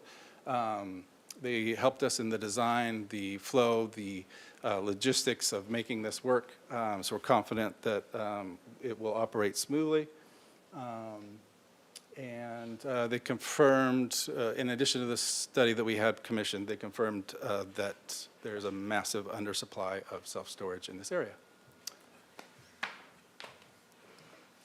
Thank you. Brian Cornell, members of the commission. The site, Barbara's done a really good job, I think, explaining it, but one thing I did want to mention that really makes this site ideal for the storage is this alley. You know, the fact that basically we're going to have all the loading in this location. People will be able to enter off Chapala and exit De La Vina or vice versa, I guess is the direction of travel. And so that's, I think, really an opportunity that is incredible. Here you can see how we've provided for the loading and the trash and everything back at that alley end, and then obviously the residential in front, which has been our focus. When Greg and Investec came to us with this problem, obviously it was a challenge. The first thing I mentioned to you at the site visit that we tried was to just make the building green, the storage building completely green. Bob was kind enough to pamper me in that approach, but ABR said that we were crazy. And so we turned it into architecture and also a lot of landscaping. So I understand possibly the landscape plan wasn't in your set. I'm going to have Bob Cunningham come up and briefly, since we don't have much time, Bob, just give an overview of the general concept. Right now? Sure. And if you need the pointer, you can just use the mouse. Thank you. Bob Cunningham, landscape architect. You just lost your landscape plan. Oh, no. See, it's the same thing that. Okay, thank you. Old guys. Beg your pardon. Madam Chair, members of the commission, my name is Bob Cunningham, I'm a landscape architect. What we've tried to do with the landscape plan for this building is complement the building and get as much landscaping in against the building as we could. As you can see, the spaces are narrow for planting. The upper left-hand corner There we go. We've got, we're removing a couple of oaks down in the lower right corner, right about there. Those are volunteers. They weren't planted, they've just grown. They're growing into the canopy of the podocarpus tree, so it's prudent to just take them out and give the podocarpus a lot of room to grow still. It's a very healthy tree. So the upper left-hand corner and the lower left-hand corner are two 48-inch box coast live oaks as mitigation for the removal of the two trees. Canopy trees along the eastern and western sides are sweet shades, a very 40-foot tall eventually tree. It's an evergreen, flowering, narrow, and it will fit into the space. A little farther down, we've got a couple of soap bark trees, again, narrow trees, evergreen, 30, 35-foot height. Along the street frontage, we've got 4 eucalyptus trees. I'm sorry, I don't remember the species, but in consultation with Mr. Slack, those were selected. They will provide visual relief for the building and also some shade because we've got some residential windows facing the street right on the sidewalk. The lower right-hand corner, we've got the podocarpus, and then we've got a couple of Queensland umbrella trees. And also along the western edge, we have got some windmill palms and some Italian cypress. So I'm going to cut you off. They can ask you questions. Okay. Since we only have 3 minutes left, I'm going to keep going. These units are small. They're average 360 square feet. We have done some studies here as far as making these livable, and Greg and Investec are committed to basically creating furnished units here so that people can move in and be able to live in what is a small little living unit. So obviously this goes up 4 stories, and then the 5th story is set back. I can show you those plans if you want to see them. This is the side elevation that shows, and section that shows the basement plan and how the 5th floor is set back for the residential. And then quickly looking at the renders that we've shown to ABR to show the impact of this building visually from around. That rock wall in front, we are going to preserve and reuse. We have to move it because of that expansion of the sidewalk, so that all that stone is going to be reused. You can see it here in this front rendering. Although this is ABR's purview, this is in the center of downtown. It really is important that it be authentic and meet, to me, El Pueblo Viejo guidelines. God is in the detail, and it's going to matter on this building. A view down De La Guerra to see the massing. These are all before-after views, looking the other direction. From Chapala, looking back at the building. From Chapala again, looking at the side, that's the ATT building that is next to the Verizon building. So this is what that massing will look like. Obviously, that landscaping is going to be nice and important. Looking back down Chapala, and from the vantage point of the Verizon building, you're really not going to see much. And then from De La Vina, from that open parking lot, which Greg mentioned is available for rental, that's what you see with the windmill palms and those cypress and the canopy trees. And then finally, looking back down De La Guerra, what that massing will look like. So we have a minute. Happy to answer questions. Thank you. Thank you, Mr. Cornell. Ms. Carmen, it sounds like he has 1 minute left. We will come back to you if you'd like to use that remainder time after Commissioner questions. But first, we will go to public comment. Ms. Carmen, do we have anyone in person or remote that would like to give public comment on this item? Thank you, Chair Wardlow. At this time, I do have one in-person speaker slip that is for Ron Robertson, if you would like to come up to the podium at this time. And if anyone else in the room would like to speak on this item, they can fill out a speaker slip at the back of the room and bring one up to me. So I have 1 minute? Can I have 10? Sorry. My name is Dr. Ron Robertson. Along with my mother and brother, we own the Balboa Building at 735 State Street. I'm also the newly created CBID for downtown. I'm on the executive committee, the board, and I'm the co-chair of the land use committee, so fairly involved. We recently just passed, and I'm speaking for the Balboa Building, by the way. We recently just, though this is not going to violate the Brown Act, we recently passed a point for the organization that said two things. Basically, we want State Street reopened, and number two is we want housing in the downtown. I mean, this is fairly obvious. This solves a housing need.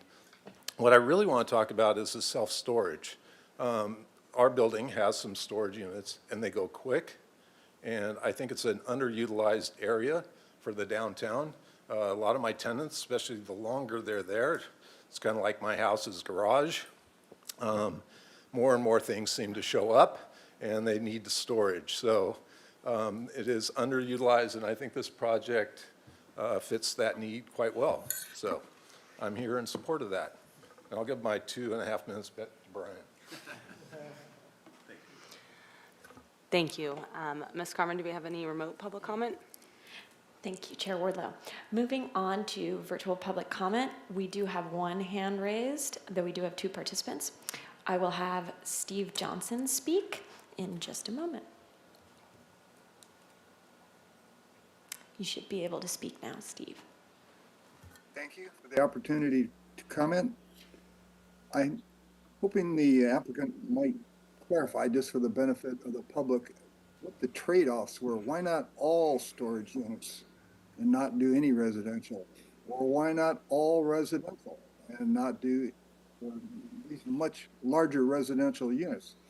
This is almost a de facto downzoning of the site because the units are so small. You're entitled to, you're building 44 units, very small. They could be probably 800 square feet instead of 360 square feet. So in some sense, it's a de facto downzoning. That raises troubling SB 330 issues. I'm also wondering, did the applicant consider an AB 1287 project to get 75 units instead of 44 units? Thank you. Thank you. At this time, I do not see any more hands raised for virtual public comment, but I will acknowledge that we received written correspondence from Elizabeth Corden, Steve Johnson, and Cheryl Rawlings, and I will give it back to you. Thank you very much. If we have no further comments, we will now close public comment on this item and move to questions. Who would like to go first from the commission? All right, Commissioner Boss. All Or right. Vice Chair Boss. So first, I'm excited to see the micro unit experiment happening in downtown Santa Barbara. I know we've been talking about it for a while and really appreciate the public improvements on De La Guerra. I have a few questions for staff and for the applicant. So first, I think for staff, if this project was 100% housing, how would the purpose of today's hearing be different? Or would we be having a hearing if they were just doing the 10% inclusionary? It would not need to come to Planning Commission. I think it would be an ABR only project. And what about, sorry, go ahead. Sorry, through the chair, Commissioner Boss, the lot split could potentially be a staff hearing officer action. So if there was a lot split, even though it would be all 100% housing development? So I'm assuming that I don't know that they be a- would need a lot split for that type, for an all residential project. Right. But the lot split element would typically be under the staff hearing officer because the development plan is under the Planning Commission's purview. You're taking action on all of the items. Great. And if the project was 100% commercial, if it was 100% storage, it would still come to us just because of the development plan, correct? Okay. And why do we have that difference? Why does Planning Commission need to have a bigger public hearing for commercial in this area, but not for housing? Vice Chair Boss, it relates to the non-residential growth management program that allocates square footage to site. So that's what the development plan is doing, is allowing the square footage to be allocated from those buckets that I showed. And then the second development plan is allowing the square footage to be allocated from sending sites around the city to the receiving site. Okay, so then that's my next kind of series of questions, because this is the first time I think I've seen the transfer of existing development rights type of project. So I reviewed the purposes of the program, and one of them is to ensure a strong economy, encouraging economic vitality. So can you tell me how transfers from residential projects to non-residential, in this case, encourages economic vitality? So the transfer of floor area is of a site that was previously developed with commercial, or not just non-residential square footage. Maybe it was demoed to build residential. They have a credit and they can transfer it to someone else. And then that brings, because the downtown area is allowed to have square footage from all over the city, that allows more of that non-residential floor area to come downtown. That's kind of how it's set up. That's where we want most of the non-residential floor area to be, if that answers your question. So explain the economic vitality. It's the assumption that business from outside of downtown is coming to downtown Santa Barbara, and that produces economic vitality? It's one of the purposes of the program, so I'm trying to see that purpose. Yeah, understood. So part of, I guess, the economic, I'll take a stab at it, and then I'll allow Dan Gullett to also speak. So part of it is the balancing of where our development is throughout the city and how we master plan for that and allow for non-residential development, and that includes economic vitality, right? Because that's where the driving force of where we're getting revenue into the city. So it's encouraging, allowing and encouraging non-residential development, but being strategic about where it goes and how it's used, and allowing that consideration in that approval of if this is an appropriate location for that non-residential development. Does that? I'm still not seeing the economic vitality, but I can move on if that's, unless you have okay. One of the other purposes is to promote the efficient use of underused space and creative reuse of existing buildings. So again, can you explain how it's an efficient use of underused space to turn a parking lot into storage, and then how that's creative reuse of existing spaces? Well, it's a higher and better use than a parking lot. The uses are allowed by right. That's what the applicant proposed, so. So storage is a higher and better use than a parking lot, but isn't housing a higher and better use than storage? Yes, Based I on the would agree general with that. plan? Sure. Yeah. So yes, I think I agree with you there. Surface parking lot, right, is one-dimensional, and you're not really maximizing the use. So I think there's an argument that any multi-story development, whether multi-parking lot or level building, is a better use than a single use. As far as what is the best and highest use, so I don't know that it's in our purview to determine. So it's not within the city's purview to determine what development comes before us, right? So we can't approve or deny a project because we think there would be a better one out there. We have to review the project that's before us based on its own merits and whether or not it meets the standard of review. So when we're looking at the current site as a parking lot and the proposed project doesn't increase the vitality of the site in the downtown area, it does do that.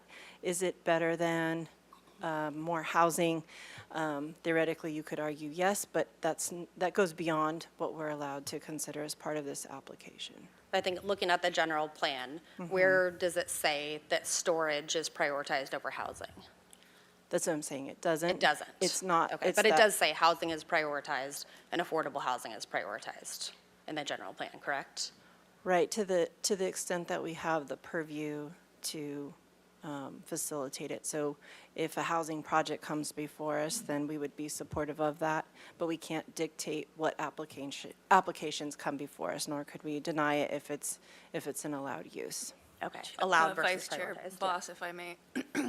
So when the zones are created, obviously it's a legislative policy decision by our council, but it is weighed, so in this case, both housing and commercial is used and allowed, and so that's trying to get that blend and that mix, and that's where the non-residential development thing tries to come in and make sure that we have housing and we have commercial use so that people aren't, all the commercial use isn't on the outside of this, the edges of the city where people have to drive from the outside or inside out. Similarly, we don't want people driving all the time outside in, like it's that balance. So when the city council was deciding on this particular zone, they also looked to see if it's conforming with the general plan with these uses. And so that's one of the policies that they have to decide. And so they did decide that commercial and housing is a good zone for this place. Right. So I think in the general plan, it consistently says prioritize housing, but there's no teeth to that. It just, the word prioritizes is what I'm understanding. Okay. Within our purview. Okay. And then, again, because I'm trying to understand the transfer. So I noticed the developer has only identified sites which have the non-residential development rights. So have any been contracted or purchased, or when does that happen in the timeline? Vice Chair Boss, that would happen after planning approvals are granted. They wouldn't want to do that before knowing whether Makes they needed sense. it. So. Okay, thank you. And then shifting into more the needs assessment for storage, I really appreciate the applicant's presentation and trying to understand the needs assessment for storage and how you got there. There are lots and lots of different residential, non-residential uses available. In that side, I had to go down, I think, 60 rows to get to self-storage was one of the options. And when you presented to ABR, you talked about going through a number of those categories. But I'm still trying to understand what is the vacancy rate of storage? Because I just did a quick search and it seems like there are tons and tons of storage units available in the city of Santa Barbara and South Coast. So I'm concerned about will these storage units actually be used? So the answer is I don't know the exact vacancy rate. In our study, it was like 1%. It was really low. There has been one new self-storage facility built up on the 101, probably adds some units to the market. But as we showed, it's significantly underbuilt. We're 75% below average for the state of California in the amount of storage we have, which makes the cost higher for the public, and it makes it less convenient because they have to drive further. Okay, that's helpful, thank you. And then I'm also trying to understand, I think you said in order to make the project viable, it had to be about 100,000 square feet of storage, but Google isn't always right, but it tells me it's 40 to 50,000 square feet. It's kind of the average storage facility. So how did you get to double what the average is in California? I couldn't tell you what the average size is, but for a new ground-up development with full-time on-site management, security, and full amenity, full-service self-storage, extra space at 100,000. We're about 10% below that. Okay. Well, on this site, we're 25% below that, but we have a little bit more in the adaptive reuse of the. So of the other extra building. space based on their market analysis Yep. was saying that you need double what everybody else is doing in California. I couldn't tell you if that's double, but, average is average. It's not necessarily what's recommended. Sure, okay, appreciate that. And then shifting to parking during the site visit and today's presentation, I really appreciate that you had a map of nearby parking areas. Can you talk more about, we didn't have parking discussed as part of the project in the staff report, so can you detail a bit more about how that would work for residents? Yes, so there will not be any on-site parking for residents. And so it will be up to them how they want to procure parking for themselves if they need it. We're hopeful. There are a lot of people that live downtown without cars, and we're hopeful that they will self-select and want to live in a building that is less expensive and rewarding them for not owning a car. so they can come and live here and they won't be paying for a parking space that they don't need. Whereas other places, they get that parking space that's built into a higher rent because they have to subsidize that space. So we're hoping that we get people that they can finally rejoice in not having to pay for a parking space. Nonetheless, we have our 24 spaces across the street. If we have tenants that are in need of parking spaces, we can rent those to them. We have the 12 undesignated or unreserved spaces on the adjacent site as essentially part of the project that we can also rent to them. There's a private lot. The private lot on De La Vina rents month-to-month spaces. We know that the city is talking about opening up more of their parking lots for residential monthly rentals. So Lot 2 is very close and has a lot of parking. So we will facilitate it through our management of the property by identifying where they are and helping them find them, but it'll be up to them to sign a lease for the parking. Okay, so you wouldn't have a separate program where you can pay extra each month and get a parking spot across the street around the corner? That's not the plan. I think if we find that there's a bigger need and we feel like those people that don't have cars aren't showing up and we need to make it even easier, then we would be happy to do that, whatever is needed for the tenants. That's great, thank you. And then shifting into the affordable housing units, so I went back and watched all the ABR hearings, which were helpful. I feel like I know the project very well now. And April of last year, the project planned for 40 units total, and it had 6 affordable units. Now it's 44 units, but only 4 affordable. Can you tell us why the unit count went up, but the affordable count went down? Yeah. Which is the opposite way that we want. Right. So the unit count, we all agree that's a good thing, right? I don't know, I forget a little bit the sequence of how it happened, but essentially, we felt like we needed to do better. 39 is our base density. We wanted to get, I think, 37 is our base density. So we didn't want to just go for the minimum. We decided we wanted to push it a little bit, and we felt like we could give a little bit in order to make that happen. So we got our counts up to 44, and the city regulations changed. That's why we have 2 fewer moderate units. But again, because we have the mix of uses, because we have the storage, we can afford to build these smaller and affordable by design units that are going to serve middle income workforce. It's not workforce up to 200% median income. We're talking about workforce up to 140% of median income. So it'll be, just because of the way it's built and because of the size of the units, it's going to be affordable. It's going to be the most affordable option to most people in downtown that want a smaller studio unit. Okay, I appreciate the history. I think affordable by design is a bad word, or it did not quite pan out in our city. So, and I know, and there's a little bit of irony to it, right? But this is in fact what was being talked about is smaller units, and they were 800 square feet, and now we're talking about 360. I think we finally get there. Yeah.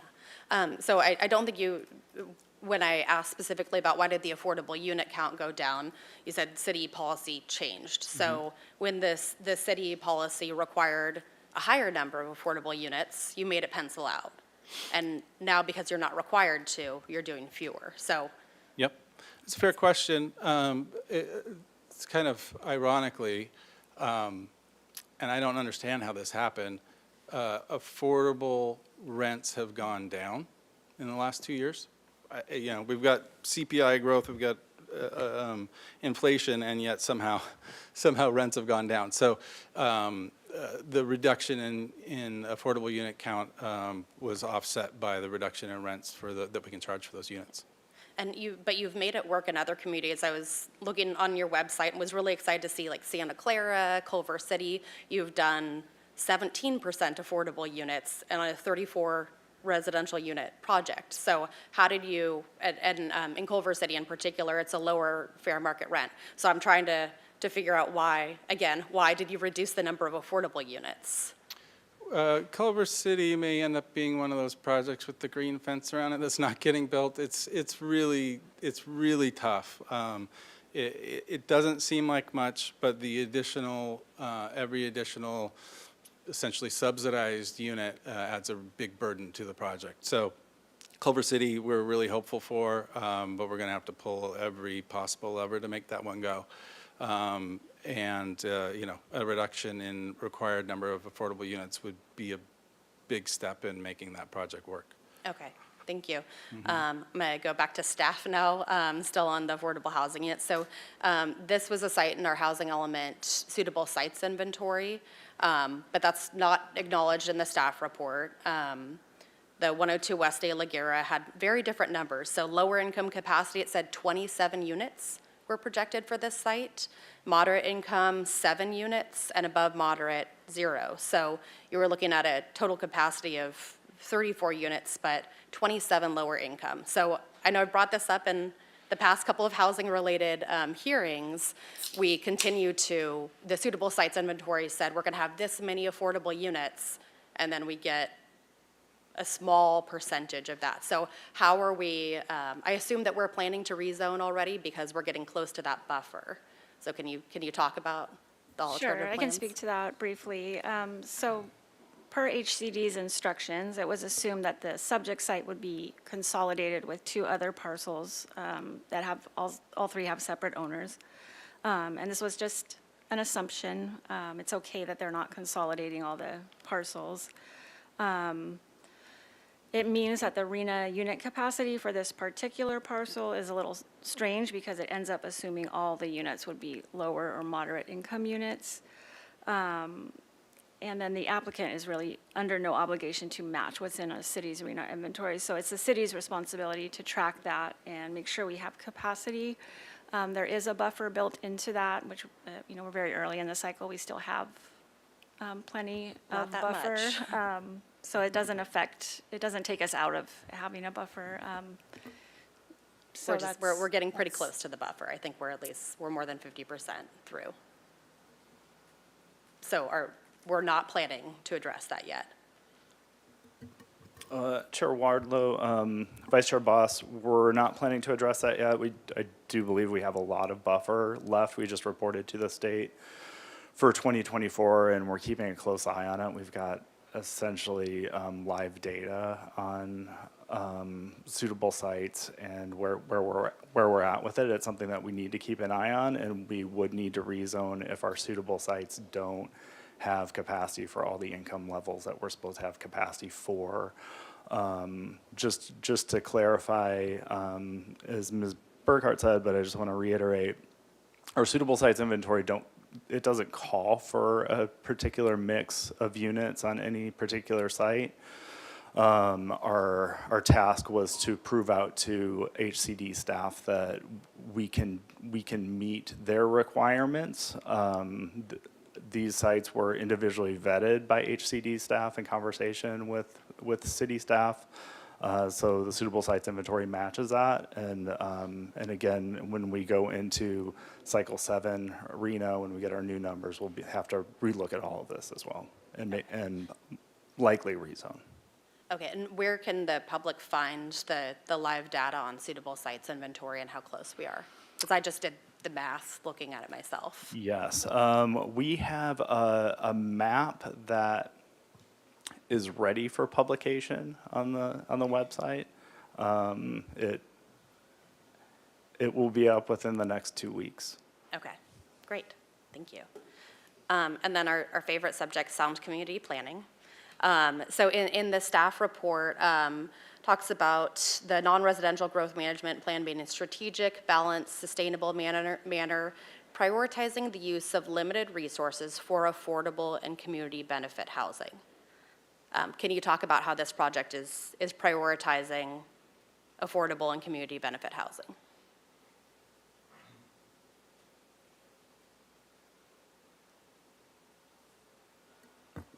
If it's not, which I don't think it is, then that's fine. I just need to Right, the confirm that. project that's before you today is including the inclusionary units that they need to include and the state density bonus units that they need to include. They're not required to, I don't think this is a low-income housing project that, yeah. So it's not prioritizing the limited resources for affordable or community benefit housing. It's just doing the bare minimum that's required by state. Through the chair, Commissioner Boss, agree. Like, so this is not a 100% housing project, so it's not doing that. But that goal is of the program, is if my understanding of where that language is coming from. The program of non-residential growth management is that's the goal of the program. This project is working within that program and allowances. So it's not that it's supposed to achieve every goal of the program. The program is doing multiple things. But point noted that, yes, the project doesn't propose the maximum that it could. It's proposing what's necessary for bonus density. And it's not a housing project, it's a self-storage project with. Correct. It's 78% self-storage, 22% housing. But so. again, it's not that we don't have control over what's submitted. We have to review the application before us. Do you want to tell us how it's prioritizing? Well, it has more units on it than what it is currently zoned for under the AUD program. So it has, the difference is, yes, they are small units, which I believe is a good thing. If a housing developer was going to come in and build housing on this pursuant to our zoning, and even if they used some state bonus density, you're going to end up with the same number of units. The difference is they're going to just be bigger, more expensive units. I mean, that's what it would be. So I think we've got to think about this project providing a unit type that's actually going to be proven to be very desirable, just as the Sur La Table project has proven to be very desirable for individuals, single individuals who want to live by themselves in a unit in downtown. So we're not building less units than what our zoning accounts for. We're actually still building more. 37 is what the zoning calls for. We're building 44. And also, to finally answer your question, admittedly, yes, we were meeting what we were told was the requirement, which was the 10% moderate, and pursuing the state bonus density of 5%. When the state came down and said, no, you can't do that, we're compliant then with that new determination from the state of California. Yeah. So when more affordability was required, that was met. Now that less is required, it's going back to the bare. So this is a point we've talked about quite a bit. Those are my questions for now. Chair Boss, through the chair, if I could add kind of from a 30,000-foot view again, where you have the sound community planning and the growth non-residential management program. Again, it was to put limits on non-residential square footage, and then that's under that umbrella is where then you dive into the small addition, the transfer of existing development rights, et cetera. But at the end of the day, collectively was to minimize non-residential square footage for the highest and best use for housing. Again, that's the higher level. This is being played out and then in a project-by-project level, but that is what we're evaluating to when we evaluate our projects. Thank you, Vice Chair Boss. I believe I see the city administrator. It's my little thing. Tava, are you trying to talk to us? That's me. Okay, sorry. Not. Somebody wants to talk. But, I'm in the chair that is usually hers. Just wanted to bring your attention to the fact that we'd like to dismiss Ms. Anderson. If you have any design questions for her, if we could go to those. And if not, then we'd like to be able to allow her to leave. I think we'll go to commissioner questions. Next is Commissioner DeLucio. So if folks could start their questions with anything related to design, that would be helpful. But I also don't want to keep you, so if you have to go, we understand. I think I'm okay on design. I thank you for giving us an evolution of the project, of where it was and and how it got to where it is now. I know there were three different hearings that you had, so thank you for that. And so I have some questions, I think. Thank you, Vice Chair. You've probably asked most of my questions. You did a great job. And I guess, I'm going to go back to AB 2097, because I realize currently, initially, the lot was used mostly for parking for the building, for the phone company building. And I understand now there's only a couple of employees left in that building, and so you don't need that much parking anymore? Okay, however, there was an agreement that they would need 66 spots or something, so then AB 2097 comes along. I didn't realize that you could backtrack. I thought it was projects that were approved going forward. So you're saying that when anybody now who has parking on commercial downtown doesn't need it anymore? Is not required to have it anymore? So what has happened on the other site, the 101 Cannon Perdido, the city has issued a substantial conformance determination in relation to a change of use on that site, which determined that project invoked AB 2097, which takes away the requirement for parking. And it means that agreement, that the 65 spaces on the adjacent lot, it just removes that. So that's what the substantial conformance determination that's discussed in the staff report does. It talks about that, it makes that happen. We would require the revocation and new of the parking and access agreements happen as a condition of approval if the project does get a building permit. So we'll hold it in place until that time, but it's... Did I read it wrong then? Under AB 2097, I read it that they're not required to have parking anymore in that commercial building. That's correct.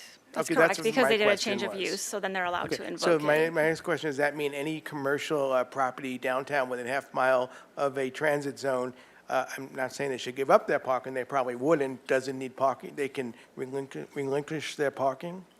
If they propose a project. Oh, if they propose a So you have project. to, you are correct in that they have to have a current project in that would qualify for AB 2097. But if you come in with a current project, those are the current rules, so they could apply to an existing development with that new project in mind. So their project for that building was the change of use, and those building permits, AB 2097 applies. So it triggers it because they have a project in front of us? Correct. Okay, No. No. The Verizon building has a change of use project of itself. That's why their parking Oh, is that being currently in relieved. process? Correct. Okay, so you have to have a project, anybody just can't do it? Correct. Okay, so then answers that question, even though I didn't realize that it applied to commercial, but it's not going back, it's going forward, because they have a project. Okay, thank you. Also, as far as the, I know I read that the site inventory was quite different, what they're proposing here, the number of units they needed. When does it kick in, when does it actually kick in? We have a shortfall right now. Maybe it's not a shortfall yet, we're getting to the shortfall within the no net loss requirement. But when does it actually kick in? Is it when a project actually gets built is when it's counted? Is it really counted now, or does it get counted when at what stage of the project approvals? Yeah, Chair Wardlow, Commissioner DeLucio, where RENA's counted is at the time of building permit issuance, so when you're ready to start construction. Okay, when you pull your permit to do the construction. Right. So even, it's a little before it gets built, actually. And it may not get built. Some of those permits are abandoned, like the green fences that Mr. Wrights were talking about. But at that point, it's counted in the, it's in the inventory at that point. Yeah, that's how the state counts them. Okay, so we have projects like that in the city right now? Correct. Okay. And maybe to the applicant's point about Culver City, for example, maybe the gentleman can come up and ask some questions.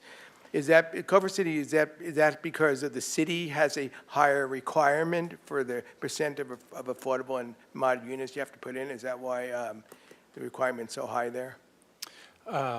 In Culver City, the amount of affordable housing we have there was really they have their own density bonus Right, program. which is high, a lot higher than Santa Barbara's. Yeah, Yeah. so they Yeah. allow layering, so you do Mhm. certain number, they have all kinds of rules, but it allows you to Yeah, get a higher density make it bonus. simple. And Mhm. at the time that we proposed it, all of those cumulative density bonuses added up to a project that was viable. Mhm. And now with everything that's happened since then, it's less certain. If you went to build a project there today, would it be, the requirement would be the same? I think their housing program has allowed for slightly higher density Right, bonuses yeah. today than when we proposed And I'm it. familiar with that. I'm actually from West Hollywood, and West Hollywood's model is the same as Culver City. So, so you are getting a lot more affordable housing there, which we don't have here. So that's something we need to be fixing. Okay, so the next question is the timing of the building. If you get approval to do the storage and the housing, you said you're going to build it. How will that come together as far as, will you be building them at the same time, the storage and the housing? Yes, they'll be both at the same time. We have not engaged a general contractor yet, but they'll have to figure out exact phasing, but the idea is they'll be done at the same time. But, you know, the logistics will determine exactly the sequence of construction. Because my concern is, I'll just say, is I wouldn't want you to build the storage and then not build the housing. Right. So that's something, I don't know if we can condition some way. And then one other question is about the storage facility. I know you're going to have 2 loading zones. How's that going to work? I mean, it sounds like you have a lot of storage, and you have only 2 loading zones, and I'm sure there, besides people going up to the loading zones, they may have some short-term needs where they want to discuss with you, and it may take a few minutes or something, and we can't make you put parking according to 2097, but what, do you have some accommodations, maybe for a few short-term parking spaces? Yeah, we have 2 loading on the subject site. But then there are the 18, 12 unassigned and 6 assigned spaces that are available to us. So the 6 are assigned to us because there are 2 separate parcels. We can't say that they're assigned to this property, but that's how we're going to use them. So there will be some availability for Yeah. short-term. And 6 is, again, that's in the city of Goleta, they would require 1 loading and 3 parking spaces for this project. This is double. This is a little bit closer to what Extra Space is, a little bit more than what Extra Space would have recommended for this site. They'd say 1 or 2 loading is what they would say, and then maybe 4 to 6 parking spaces, so max. Those are my questions for now. Thank you. Thank you, Commissioner DiLucia. We'll now go to Commissioner Barnwell. Thank you, Madam Chair. Boy, we're going into the weeds on the black letter code and stuff here, aren't we? I have a question for Mr. Cunningham, if I could. You said, very simple, you're keeping the podocarpus and you're getting rid of the oak. The lifespan of a podocarpus, correct me, is like 100 years, and the lifespan of a coast live oak is 250, maybe 300. Well, how did that at all figure into your decision to cut down the oaks and keep the podocarpus? Madam Chair, Mr. Barnwell, no, it did not. The podocarpus is a healthy tree. It was planted. The oaks are volunteers. One cluster is very close to the back of the sidewalk and will eventually cause damage to the sidewalk. Both of the oaks are growing into the canopy of the much larger podocarpus. So I think it was just, it made our arboricultural sense to remove the oaks and let the podocarpus thrive. So there's no love for the coast live oak, apparently. Okay, I just wanted to hear what your thought process was. I love coast live oaks. Thank you very much. That answers the question. I want to go into the parking. It's not clear to me. So I don't know who answers this question, but if the staff could put up the overview that was maybe the second or third thing we looked at, which was all the various sites surrounding the subject, and then the various sites that may or may not have availability for parking for the subject. Was that our slide? That was ours, probably, yeah. I think it's your second or third slide. Ours is highlighted, yeah.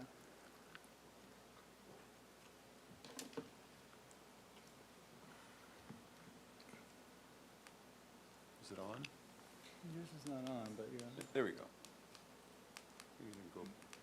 It's an overview of a plat. Yeah, you're on. Okay. There you go. Oh, that was it. Right there. That's it. This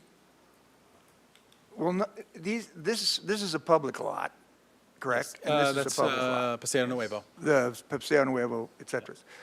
So this parking right there, is that along the driveway that you were talking about before? And it goes all the way through to Chapala Street? Yep. Okay, now before we get into too much more on the parking issue, tell me about that driveway. How is it legally defined? It is an easement in favor of the subject site.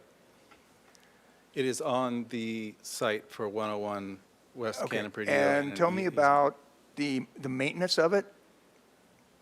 Is shared by the users of it, and is there a maintenance agreement on it? Because of the nature of our purchase on the corner of 101 West Cannon Perdido, we have an owners association with Frontier because they still have their switchgear in the building. Okay. So we bought space all around their switchgear. So, yeah, we have an agreement with them for mutual maintenance of that easement. Yeah. Oh, very good. And along that back alleyway here is where my little red button is. Is this where we're talking about you maybe got 6 and could have 12? Yeah, and then to the right of that, actually. My rectangle wasn't super precise, but. So tell me about that Chair loose.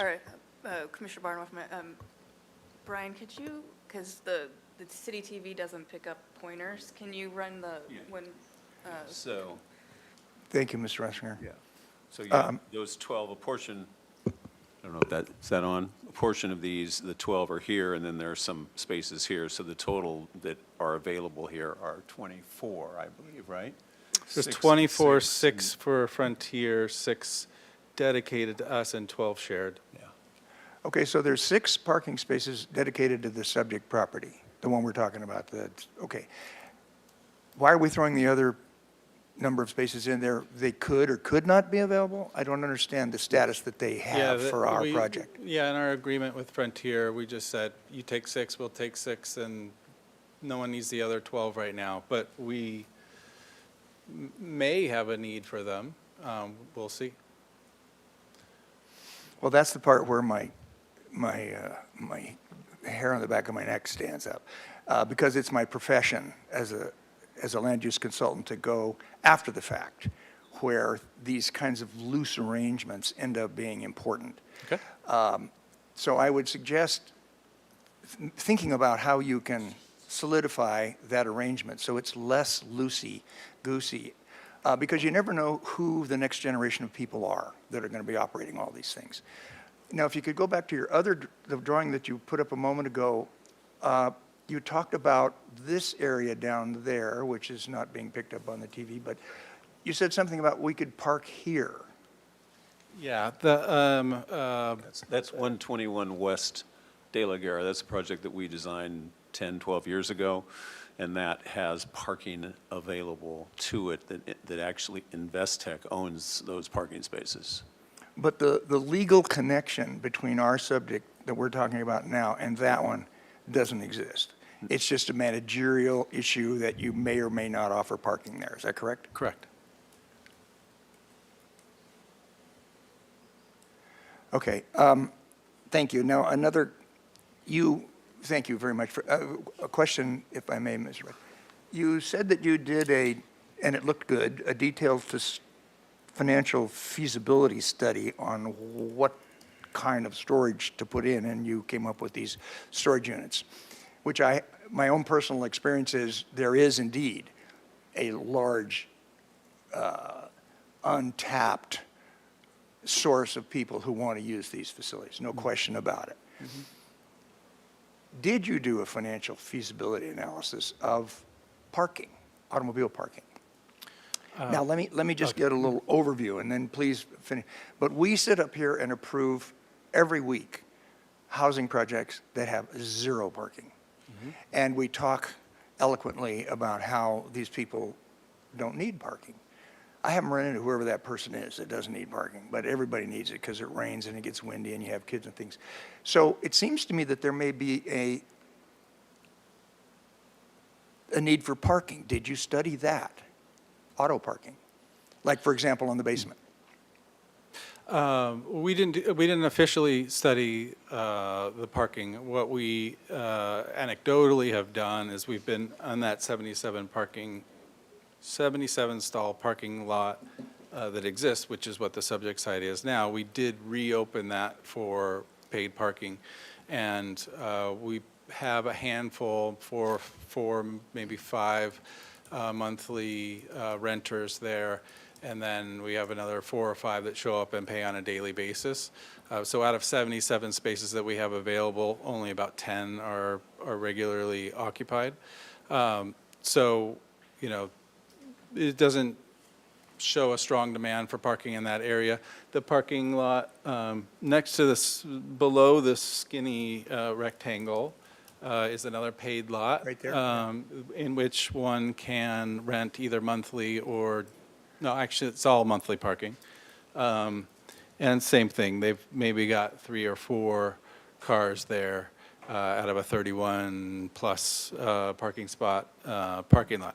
So again, just, we don't feel like there's a strong need at the moment for additional parking. Maybe someday there will be, but right now we don't believe there is. Okay. And just to wrap this up, and then I'll give it back to the chair. You hired a professional firm to do a numbers analysis of the storage units, but you anecdotally arrived at the conclusion for the parking. You did not hire. I mean, I would say that we feel like we have a pretty good understanding of the parking demand down there, and for the places, properties where there is a lack of parking supply, then we provide those and find a way to. Thank you very much. I appreciate that answer. Thank you, Madam Chair.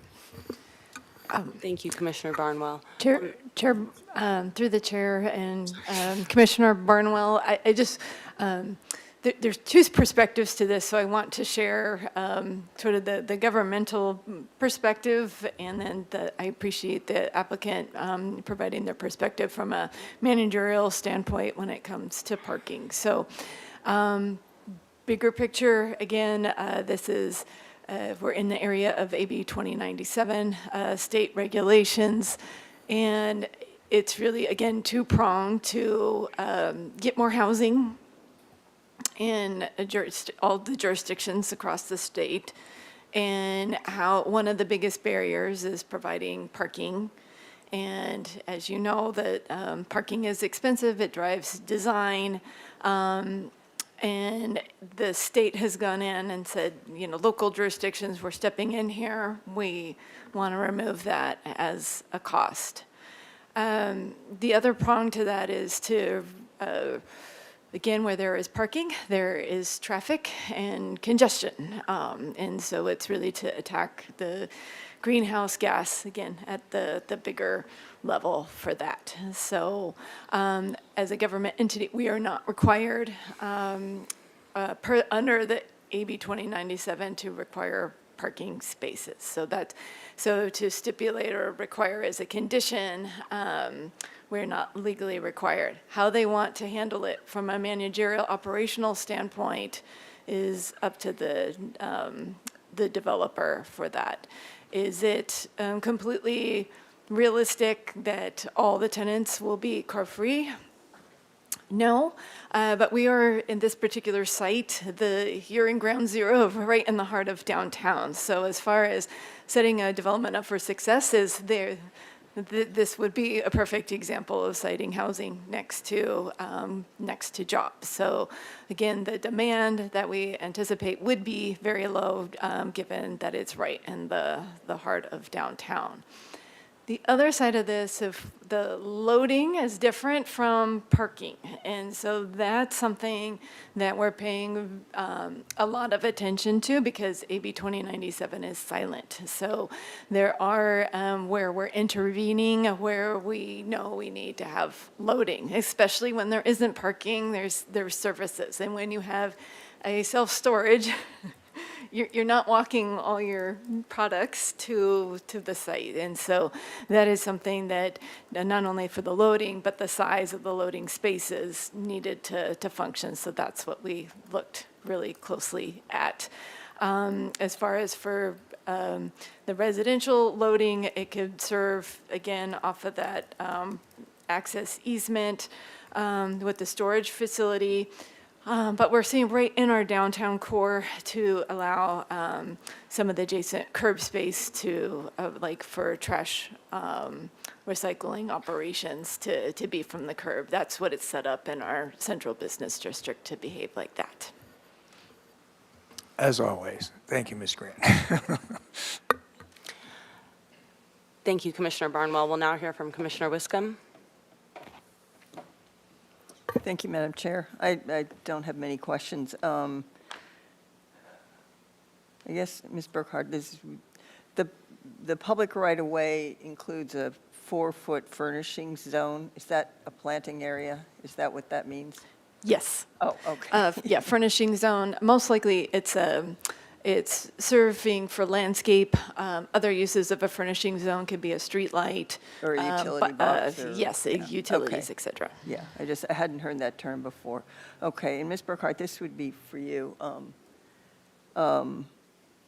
The lot split, this is in the staff report, I think. The lot split allocates all allowable residential density to Lot 2, but allowable density is based on the original lot size.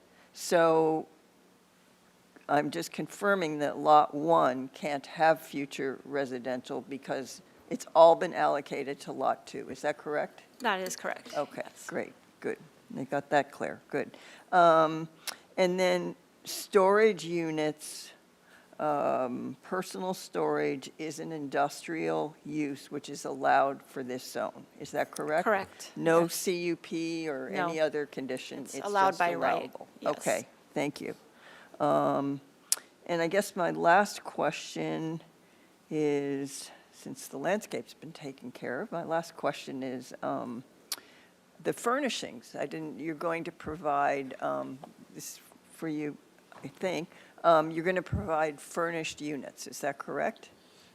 Most likely, the plan would be, yeah, so because these are very efficient units, it's hard to imagine people making the most of them by going out and finding furniture that fits. So most likely, we will provide, the bed, dining table, Right. yeah, seating, Okay. yeah. The built-in things, okay. And then will the bed be for, you probably haven't gotten to this detail yet, but are you imagining the bed's going to be for 2 people? Yeah, I haven't thought of that. I don't know what we're showing in the plans. We're showing. A double bed, maybe? You're showing doubles, aren't you? Double beds or? Yeah, I think we're showing a double or a queen Yeah. there in that scheme. Okay, that's what I thought. I was just curious. And I think that's the end of my questions. Thank you very much. Quick questions from Commissioner Wiscombe. All right. Commissioner Peterson. Thank you. And thank you to staff and to the applicant for all your time and efforts in creating this and bringing it before us. I think to staff, does state density bonus law apply to the commercial portions of this project? No, it applies to the residential, and it's just a way to get an increased units and some lower income units. Okay, so there's 2 proposed developments that we're considering here. Really, what's before you today relates to the commercial, or to the storage portion, and then the lot split. Okay. Can we consider the housing and commercial parts of this separately? Correct. There's really nothing about the housing that is really before you today, I would say, unless it relates to the lot split. It's Okay. really an ABR purview, Right, the right, okay. AUD. All right, so then, since we're considering the commercial parts of this project, if we can't make the findings, theoretically, can't make findings on commercial parts of this project, what would be the next step? I think we would ask for a continuance. I'll defer to Ms. Arciniega on this. Thank you, through the chair, Commissioner Peterson. If you were unable to make the findings for approval, you would have to make findings for denial and substantiate those findings. We would not, to that end, we're not prepared with those in advance because that would require your input. So if you were to go that direction, you would need to provide kind of comments for staff to draft those for you, and then we would ask for a continuance in return for you to reconsider that action. Okay. Commissioner Peterson, through the chair. So this is coming to you as one planning application. It's one PLN, but as Ms. Burkhart said, you're really just considering the commercial piece and the findings that you're making. However, keeping in mind that they brought this together, so if they don't have the commercial, I mean, I don't know, it's up to they might not go forward with the housing piece either, so. Okay, thank you. I want to go back to the percentages here of this project, and its consistency with our general plan as well as the housing priority overlay. And so I'm curious, like, how do we conform this project, which is almost 80%, 75,000 square foot of storage space, with our goals in the housing priority overlay? Is the housing priority overlay just not binding, or it's what we want, but we're not really going to try to push for it? Chair Wardlow, Commissioner Peterson, priority housing overlay, much of it is in the core of downtown, which we want to see mixed-use development. We want to see a good mix of uses. In downtown, we want people to be able to get around without having a car. We know people do have cars. I think another way of looking at the self-storage is similar to automobile parking. Automobile parking is essentially storage for automobiles. This facility that's proposed is personal storage for many people who rent downtown. So alternatively, we could have bigger units that have these within the units. It's similar to like the unbundled parking concept, where if you need the storage, you can rent the storage. Just something to think about with this, but it is an allowed use. You do have the sound community planning findings, and we're happy to support the planning commission's deliberations on that. It's just something that I wanted to share. Okay, thank you. So you may have answered this, but theoretically, what happens to the housing portion of this project if we can't make the findings on the commercial part of this project? So if you can't, if you can't make the findings for the commercial piece, there's a couple things. You could still make the findings for the lot split. I don't know if they would want it or not. And then they would have two lots. The project would basically just, as it is an appeal, and the housing portion could probably proceed to ABR if you had the lot split done. But otherwise, it would just, if you deny the commercial piece, they would have the choice to whether or not they wanted to proceed at all with the residential. Okay, thank you. No, that's the extent of my questions on that end, so thank you. I want to kind of shift focus a little bit, and the Surlatab project was invoked on State Street, similar size units, but those are, and that they're desirable, and I think they are desirable in part because they're affordable units with the housing authority. Can you talk about maybe like what the average rent the ballpark of the average rent is going to be with these small units? No, I don't think I can, and I don't know that Greg could either. I think that, typically the market will bear a certain price, and that's where we end up with. I do think the fact that they are very, very small is going to keep the price of these units low. I should note that the Housing Authority project, the Sur La Table, is not 100% affordable. That is a state bonus density project. Prior to HCD's determination, that had the 10% moderate and 5% very low, and the remainder of them are basically being rented at market, but managed by the Housing Authority. Okay. So when you say low or below, like, do you have any idea, is that going to be, can you estimate a percentage less than what the average market rate will be for these small units? But yeah, I'll let you take that. Yeah,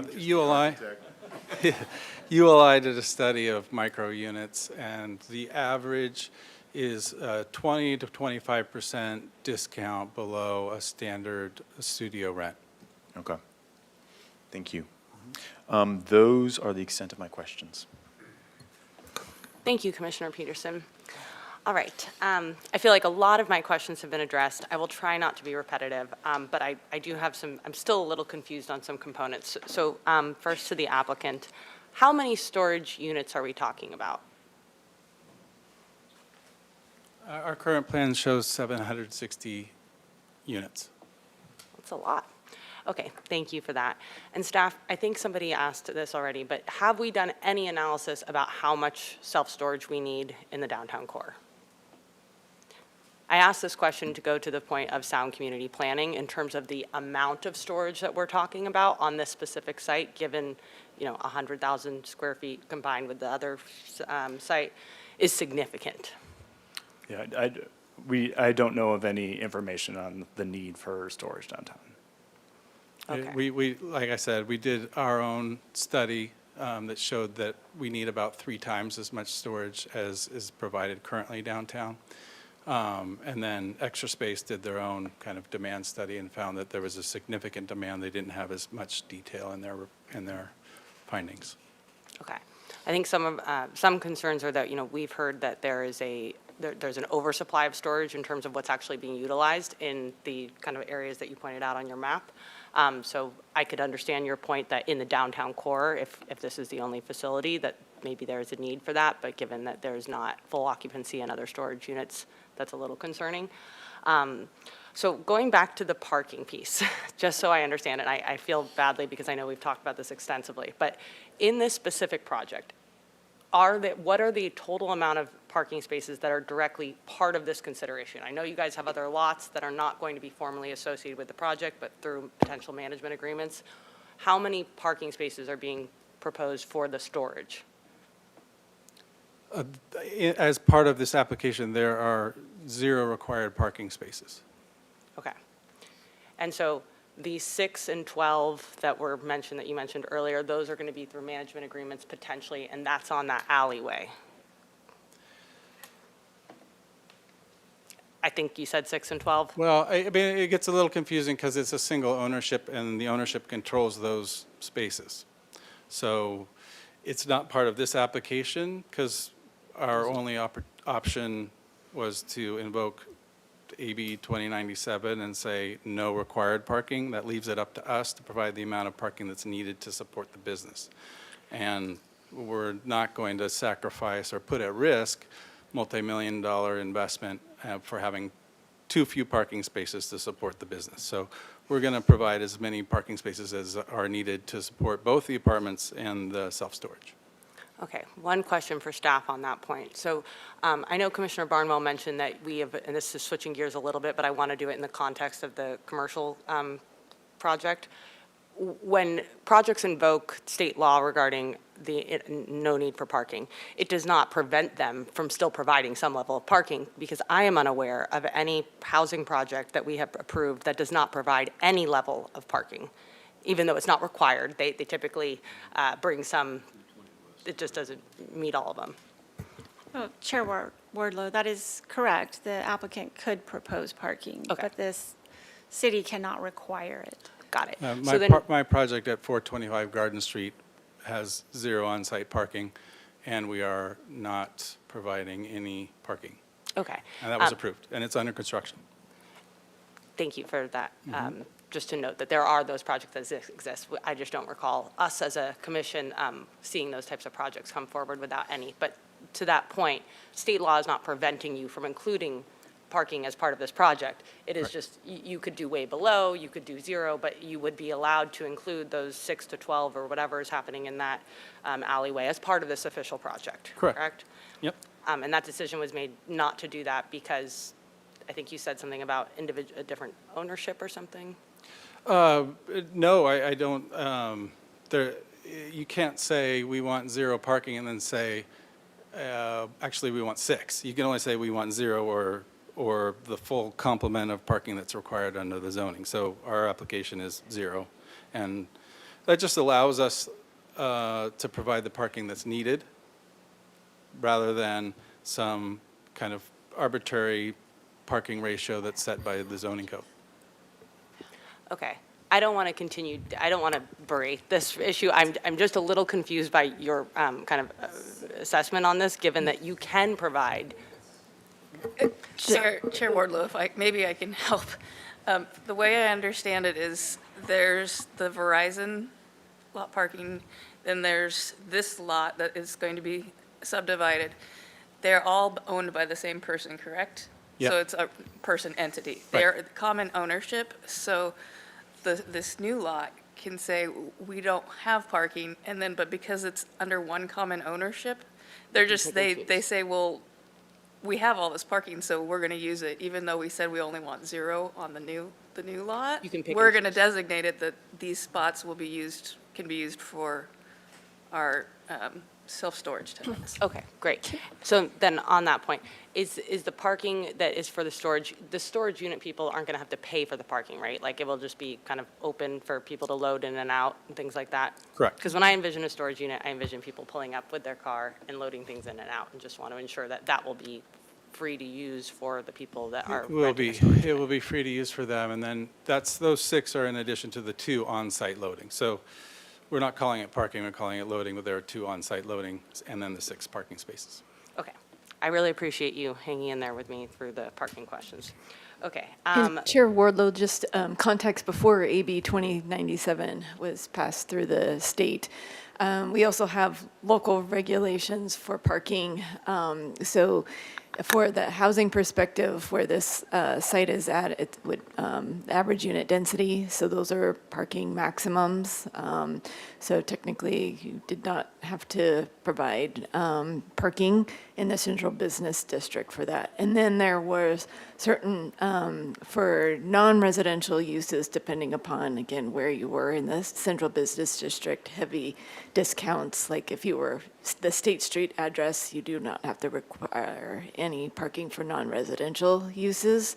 And then there's percentages from there that's set forth in our zoning regulations. Okay, thank you. Moving on to kind of the housing component of this. Quickly, understanding how small the units are, and to your whole point about, micro units and the need for more storage, would the people that are renting housing from you, would they have the ability to get a discounted storage or something like that to address the fact that the units that you are building are so small and are contributing to the need for more storage? Or would that just be Yeah, that would be something we would consider. Okay, I would appreciate that, if that could be something that is considered, that, folks that rent here at least would get a discounted rate for the storage or something like that, understanding that the storage units are going to be larger than the housing units. Not quite, but they legally could be, but no, all of our storage units are about half, the biggest ones are a little bit more than half the size of the apartments. Okay. So question, I really appreciated the comments you said earlier about, the desire to do more, to do better, to increase the number of housing units on the site as from previously. I know that other commissioners went down this path, but I just wanted to ask you respectfully if you would consider increasing the inclusionary amount to the levels that you talked about in the ABR hearing a few months ago, given that we are in a housing crisis. We are asking developers, especially local developers, to really, do what they can to help contribute to that, given that you are getting more housing units, we respectfully ask if you would consider increasing the inclusionary to the original numbers that you had provided. It's not a decision I can make standing here and before you, but certainly we all share that same goal, and it would certainly be something that we all would discuss and absolutely would consider. And, you know, regardless, all these units are going to be delivered on day one as units that are affordable to the middle-income folks. So, but yes, the answer is yes. Okay, I appreciate the consideration of that. I think it's really important that we do what we can, and understanding that this was able to pencil out originally under your original proposal, I hope that you can, you know, figure out a way to make it pencil out again. I think this goes back to a larger conversation that we're having in the city and the community as a whole of how do we really increase affordability if it is not required? Because what we are seeing time and time again is that there is not a desire to do above what is the minimum requirements. So we would appreciate that consideration. Thank you, and then I have a couple questions for staff. Really leading to kind of what Commissioner Peterson said and Commissioner Boss, you know, we have, you know, making the findings around sound community planning go back to the prioritization on housing. We have it spelled out as, you know, in goal 2 to prioritize affordable housing above other developments. Yet we, as this commission, there's minimal things we can do to actually do that. So when this site was identified as a suitable site for affordable housing, what types of incentives did the city imagine that we would have implemented by this point to actually encourage that? And what can we do to actually deliver and encourage more affordable housing? Because we consistently see projects that are not adhering to that goal, and yet this is the primary goal that the city and the community talks about, is the prioritization of affordable housing, and we're not seeing that unless we require it. So what else can we be doing? And I have some, there's points that I would like to ask in addition to that. Thanks, Chair Wardlow. Yeah, our housing element, as you know, spells out 8 years of implementation programs, like 30-plus implementation programs. In total, they'll help. The reality is the numbers in the site inventory aren't going to be reached unless we're seeing a project from the Housing Authority or some entity like that. Mr. Wright's shared that there's a covenant on this property that limits the ability to do residential. That's a big deal. Like, we can't just build a residential building where we can't build a residential building. And they're essentially maxing out what they can do with priority housing overlay on the site. And we have had a goal and a need for these kinds of units. We haven't really seen these kinds of units. And the nice thing about this mini storage, it will facilitate more of these types of projects downtown with smaller units and attract people to live in those units. Yeah, priority housing overlay. Priority housing overlay goes up to 63 units an acre. It's the most dense housing area, but that doesn't mean it's just housing. It's mixed use as well, and that is what we want to see. And almost all, and I think the entire priority housing area actually is mixed use, at least like ground floor commercial for these. So hopefully that answered your question. Yeah. And I appreciate that, and I do really want to acknowledge the applicant for their efforts to bring forward housing as part of this project, because I understand that you could have done no housing. And so I do really appreciate the effort to bring that as a component of this, because I think that's very much what the community needs, so thank you. I will reserve the rest for my comments and go back to the rest of the commission, but thank you for answering my questions. So I will turn it over to my fellow commissioners for comments. Commissioner Wiscombe. Chair Wardlow. Oh, sorry. Does the applicant want to use their Oh, 1 minute? right. I really apologize. Mr. Cornell, you have 1 more minute. Would you like to use your minute? Sure, I'll use it. And I'm just going to underscore what Dan just said, and that is that we are providing the housing that the overlay responded to, right, on this site. And we're providing storage. And remember, most of Paseo Nuevo is going to become housing units, hopefully, and they are going to be smaller units. I don't think the Google search for available storage units is something that we can count on here, but I would count on a market study that my client used to determine this need. I don't think we'd be doing this if there wasn't this need, and it's only going to increase. And I want to reiterate again that, people having to drive to Carpinteria or Goleta that live in the downtown, this makes sense that we would have a facility like this. So I struggle with your struggle with sound community planning because we are mixing the uses, but I'll look forward to hearing your comments. Thank you. Thank you, Mr. Cornell. All right, Commissioner Wiscombe.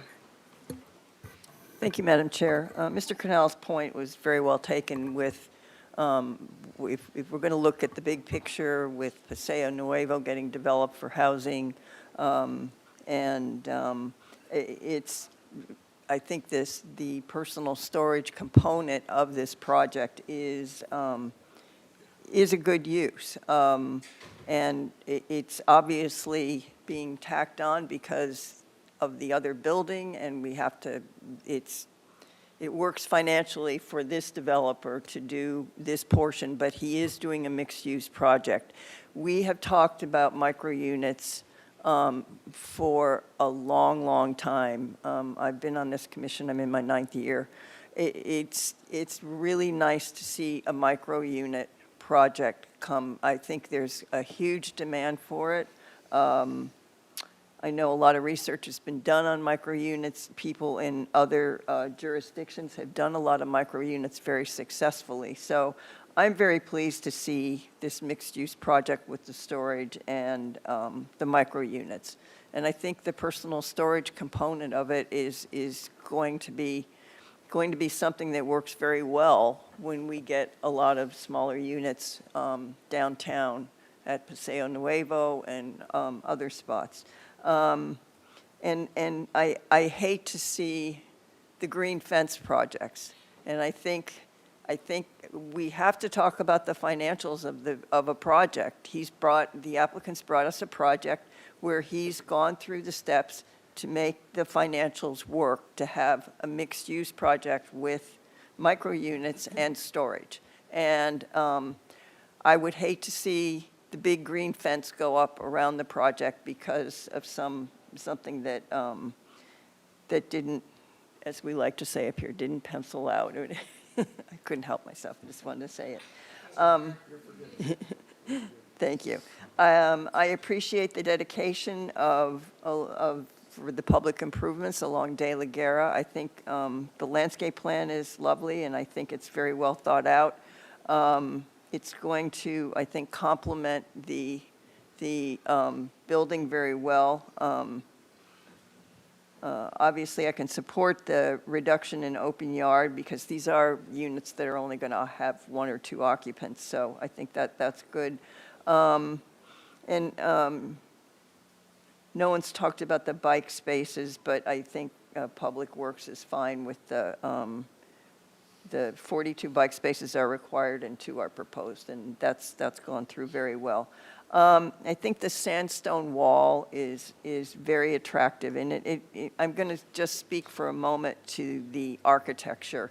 I think it's really important in a project this size that's mixed use that we stress the importance of the architectural details. And I realize this isn't an EPV, but I think it would be really helpful for ABR to look at the EPV guidelines when reviewing this project, since it's such a large downtown project. And I think the architecture is really looking good, but I think it's important to keep your eye on the ball when it comes to the architecture. And the sandstone wall is really a great feature in front. So I'm in support of the project. I think these units, when we said goodbye to Commissioner Lodge, I said one of her favorite expressions was affordable by design. But I do, Oops, yeah. No, I mean, she really, she'd roll her eyes on that all the time. But I do think that this is possible in this project because of the size of the units. And I do think that they will end up being units for moderate income people, and that they're going to work really nicely downtown and start to really invigorate our downtown area. I will be in support of the project. Thank you. Thank you, Commissioner Wiscombe. We will now hear from Commissioner Barnwell. Thank you, Madam Chair. Well, maybe contrary to what sounds like a drubbing that you guys are getting from up here, I really like the project a lot. I also like, because of my profession as a land use consultant, as a real estate appraiser, I have done studies of storage units downtown. And we're not just talking about people that live in residential units that need storage units. We're talking about retail people along the street who have to have someplace to put their Christmas decorations or whatever else they need. I know that Investec currently has some units down. I think they're below the old Thrifties. But it goes, here's the flaw as I see it. And I've mentioned this to Ms. Grant, and I don't like to rub her the wrong way because she always embarrasses me. But we don't have decent numbers on parking downtown, what we need, what we should allow for in a private capacity, nor do we have numbers on what kind of storage units do we need. Now, you're putting in 700. I don't know. I have never seen a study, but I wouldn't be surprised if that's going to fill up relatively quickly, not just with residential, but also with retail and commercial needs for that. But it's unfortunate that as a city, now we're going for housing. We want housing, housing, housing. But to use Ms. Grant's image from a moment ago, if you get way up high, housing has its tentacles in a whole bunch of other components of land use. Parking, storage, etc. And we have numbers only on the housing component. I'm very glad that someone is now decided to meet the storage demands for all the housing units that we are building, because we're building housing units that are going to need this. I regret that we aren't getting more housing here, but I applaud what we are getting. So I think as far as sound community planning is concerned, and considering downtown up high, let's look at downtown. What does downtown need? We need this kind of thing. We really, really do. And we're going to need more of this, where there is a central location for storage, because we're not providing for it on each individual site where we're approving housing. And we're also not providing parking space on the, and Madam Chair is correct, I misspoke when I said we approve projects all the time that have zero parking. We don't do that, but we do approve projects that are way under parked. And that means where are they going to go? And they're not going to be able to go to the city lots, because all of this stuff is driven by the rent rate. And downtown parking, at least my numbers suggest that it's too much for a residential consideration to park in these commercial parking spots. So we haven't wrestled this whole thing to the ground yet, and that you guys are at the cutting edge of this conversation. Of all of this thing, the least favorable in my eyes is the lack of a rock-solid relationship between the 6 parking spaces and this land use. That would be the one thing that I would like to see if we couldn't make it, write it down on a piece of paper. And Ms. Grant, I wanted to ask you, on-site we do have loading. Is that correct? On-site there are loading spaces? Yes, Okay. that's something, again, as we start to see these developments that, we are not under AB 2097, we're still looking at, from a safety perspective, from an operational perspective, the need for loading when there's parking is absent. In a bigger picture, Commissioner Barnwell, through the chair, the parking is being looked at, especially in the downtown core. A lot of the conversations in the context of the State Street master planning effort. I'll just briefly make the point in what's being vacillated right now through that effort. Again, this is not the venue for it, but do you design knowing that the downtown is changing more into a neighborhood, we're bringing housing where it used to be the donut hole. Now that's been alleviated. So you're bringing housing to there. The neighborhood is changing. Do you design the neighborhood for people, or do you design it for storage of vehicular spaces? That's being discussed at the higher level. Well, thank you for that. A model may be big cities like New York, where the parking is on the perimeter and you walk a distance to get to it, which would then require a zoning change in our R4 and R3, which is the perimeter of this downtown core. But it's a very, very large discussion, which we are not on top of like we should be. But I want to thank the applicants. I think the design is good. And I wish there were more housing, but I see why there isn't. And I understand that completely. And I think the decision to do with your land what you choose under the existing zoning is one of the rights that you have to do. So thank you, Madam Chair. Appreciate it.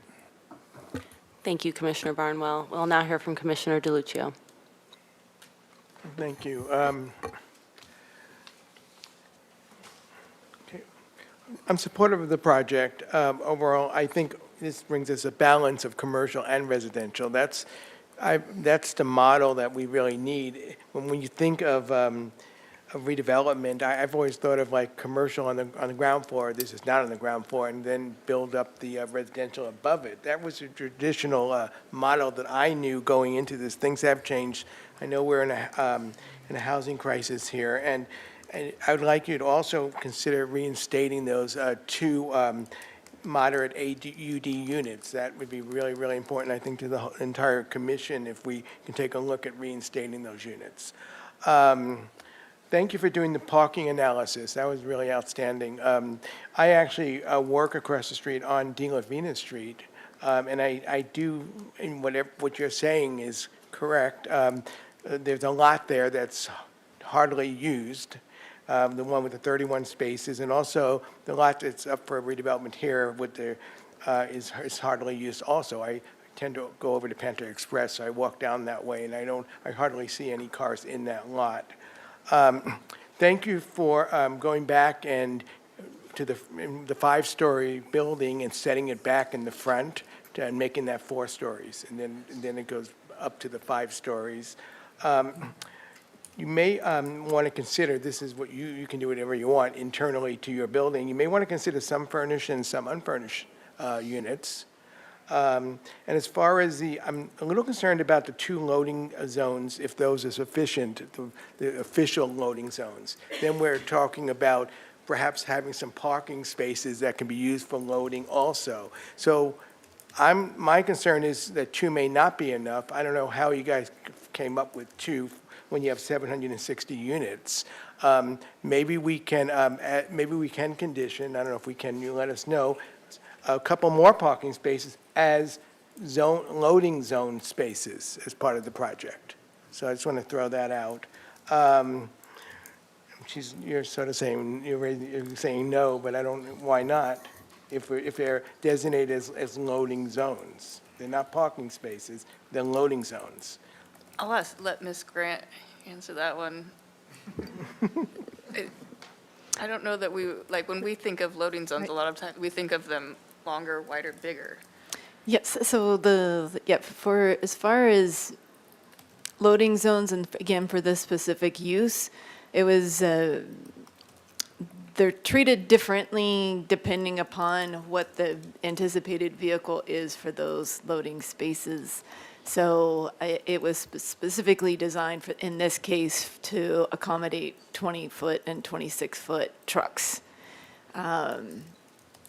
Again, every use, land use is different, but as far as the demand or the use, we needed those to function, and we wanted that loading to be on site through their access easement and not be used in the public right-of-way for the storage use. Okay, I mean, I imagine you guys are very sophisticated. You've done your homework, and you've done your financial analysis. I'm sure you have a business plan, and I'm sure you're taking that all into consideration. So I'm concerned about only having 2 loading zones, and if we can't incorporate the other spaces as quasi loading zones, I understand that too. So, so overall, I am supportive of the project. Thank you. Thank you, Commissioner DeLuccio, and we'll go to Vice Chair Boss. Thank you, Chair. So again, like I said when I started with my questions, I'm really excited about the micro units and hope it works well. Seems like people need and want it. And I really appreciate the public improvements that I noted previously, but Commissioner Wiscombe really detailed those improvements much better than I can. I think what I'm struggling with is if we're looking at somebody who has a micro unit plus a storage unit plus a parking space, we're just going back to a market rate, regular sized unit to store the person's, like, their self and their daily essentials, and then a storage unit for their stuff, and then a parking space for them. So I think it defeats the purpose of just a micro unit. And I understand not everybody will take advantage of a unit plus a storage unit plus a parking space, but that is what is being discussed. So I'm struggling with that. In terms of the findings, I can make the findings under environmental review and tentative map, but not the development plan or the transfer of existing development rights. So I think when we get to motions, I can detail those if it's more appropriate then. But specifically under the development plan, I have a few comments on sound community planning. And under the transfer of existing development rights, the goals and objectives of the sending and receiving sites and the general plan, and consistency with the traffic and management strategy. So again, I can detail those when we get to motion time, but I can make the findings on the first two that I mentioned, but not the development plan or the transfer of existing development rights. Thank you, Commissioner Boss. Commissioner Peterson? Thank you, Chair Wardlow. My thoughts on this are, thank you for the project that you've brought. I appreciate the housing part of it and the intent to build small housing, especially in the central business district.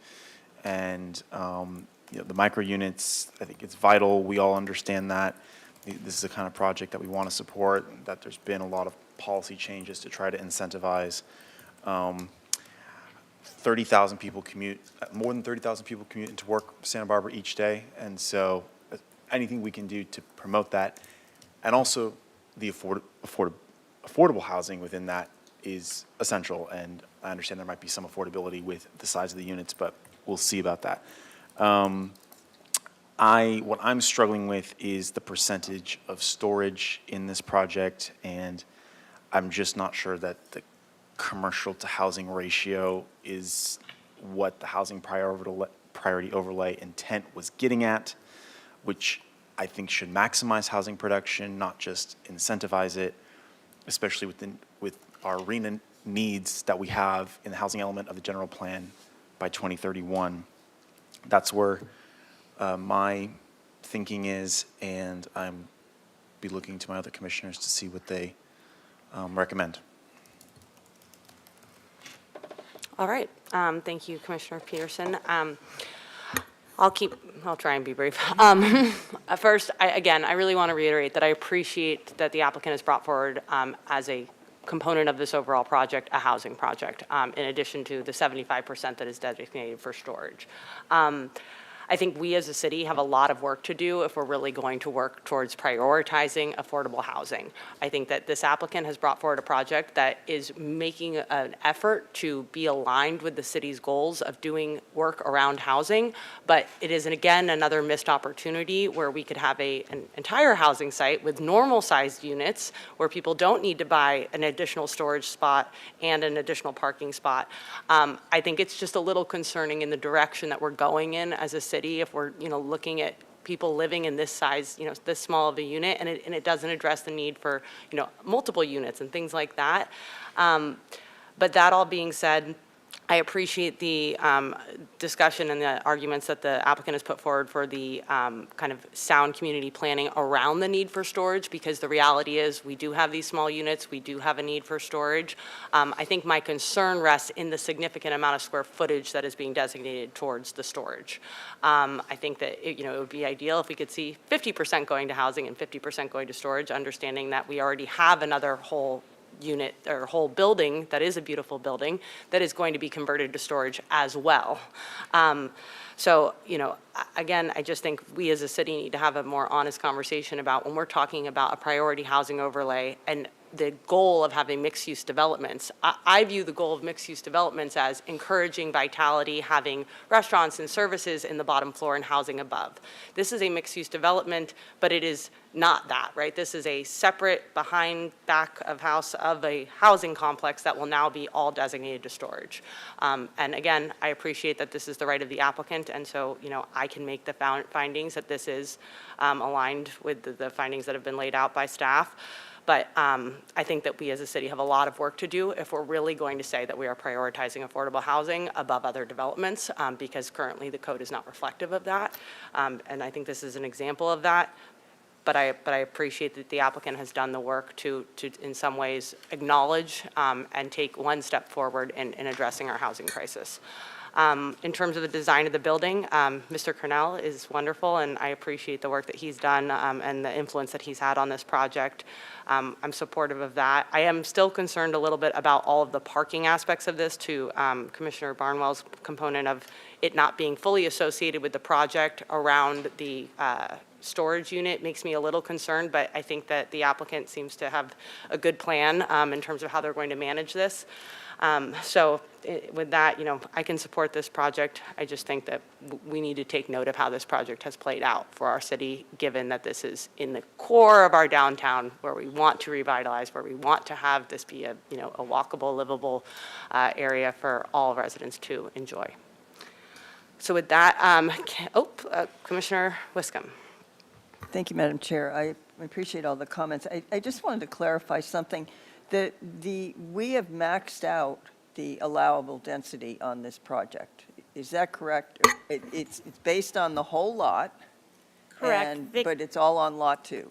They could do one more unit. Pardon? They could do one more unit. They one more have unit. 8 Okay. state density bonus units, and they're using 7, so. Okay.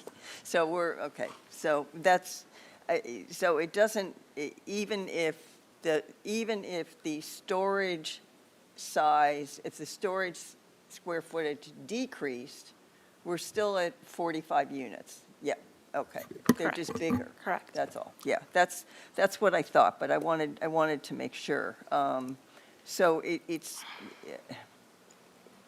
I guess I'll just go ahead and Yes, would someone like to make a motion? I'll be happy to make a motion. I'm Well, there's multiple motions apparently, sorry. No, I just wanted to comment, am I next? Okay, before we go to a motion, we'll let Commissioner DeLucio make a comment, and then we'll go to I just want motions. to clarify something. There's only one more, they only can do one more unit. However, if they wanted to use both lots, they could do bigger units or different size units. But what about 12? They could have gone through AB 1287 also, and that would have gotten them a lot more units. That's also correct. I just wanted to clarify that. But I'm not advocating for that. I'm in support of what we have in front of us. Okay, I'll go ahead. I'm on page Are you trying to make a motion? 20 of 67 in our staff report, recommended findings. And the Planning Commission finds for the following: the environmental review, it qualifies an exemption from CEQA. Do I have to read everything under this? It finds that the tentative map requirements, section B, 1, 2, points 1, 2, 3, 4, and 5, 3 having A through G. We find for that, C is the development plan. We find for that 1 through 4. Am I okay? And D is transfer of existing development rights. We find for that, and it's numbers 1 through 5 in the staff report, rather than read them all out. And I did want to say that I think that we're okay with the I'll loading. second your motion. Thank I'll you. second the motion. I think I already seconded, Commissioner whatever. DeLuccio just seconded it. I just wanted to say that I didn't want to Excuse say me, Donald. anything about the loading zone, because I think we have the 2 loading spaces on the site, and I think that's sufficient. And I also wanted to say, which I could make as part of the motion, that the applicant consider adding 1 or 2 more affordable units, deed-restricted affordable units, consider it. And even though, I guess, well, that's all right. And your other point was, what was your other point? I'm trying to remember. No. You made another really good point, but I can't, I can't remember it right now. So, okay. I have a request. I know we have a motion and a second on the floor. I was hoping that we could continue this to next week so that the applicant can actually consider adding affordable units. And so we have a response to that, because otherwise we'll never hear anything. And then the other piece, for conditions of approval, Commissioner DeLuccio mentioned a concern about the storage units are built and then the housing units are never built. So I want to make sure that that's detailed in the conditions of approval. Can that, are we allowed to do that? Are we allowed to? It's a lot split, so, yeah, no, if you're approving a lot split, it's for that particular commercial So parcel. the lot split really does not allow us to condition the project with Ms. that. Archinega, do you have another different opinion on that? But Can we just restate that for clarity? So the request is, can we condition the project, which includes a lot split, to only approve it if both components are built? Correct, yes. And I'll give an example of this on an inclusionary housing project in the county or unincorporated area. It's primarily affordable for ownership, and one of the conditions of approval there was that before the developer gets to 50% built of market rate ownership, that they then build, before they go beyond 50%, that they then build the affordable units. Because the concern in that project was that they build all the market rate and then Sure. eventually get to the affordable. And that's what I'm concerned about here. That they'll build all the storage and then maybe eventually get to the housing. Exactly. Well, That's my point.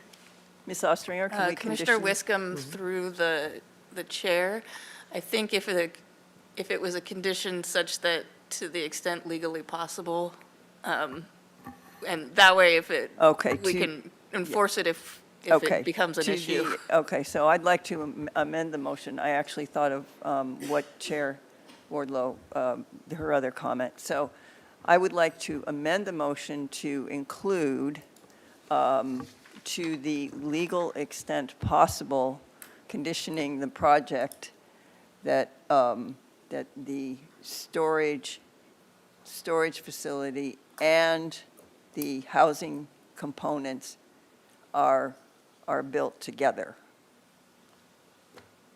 and not separated where just the storage gets built. I think that's clear. Is that all right, Ms. Ostringer? And then I'd also like to just say that I would like the applicant to consider adding 2 additional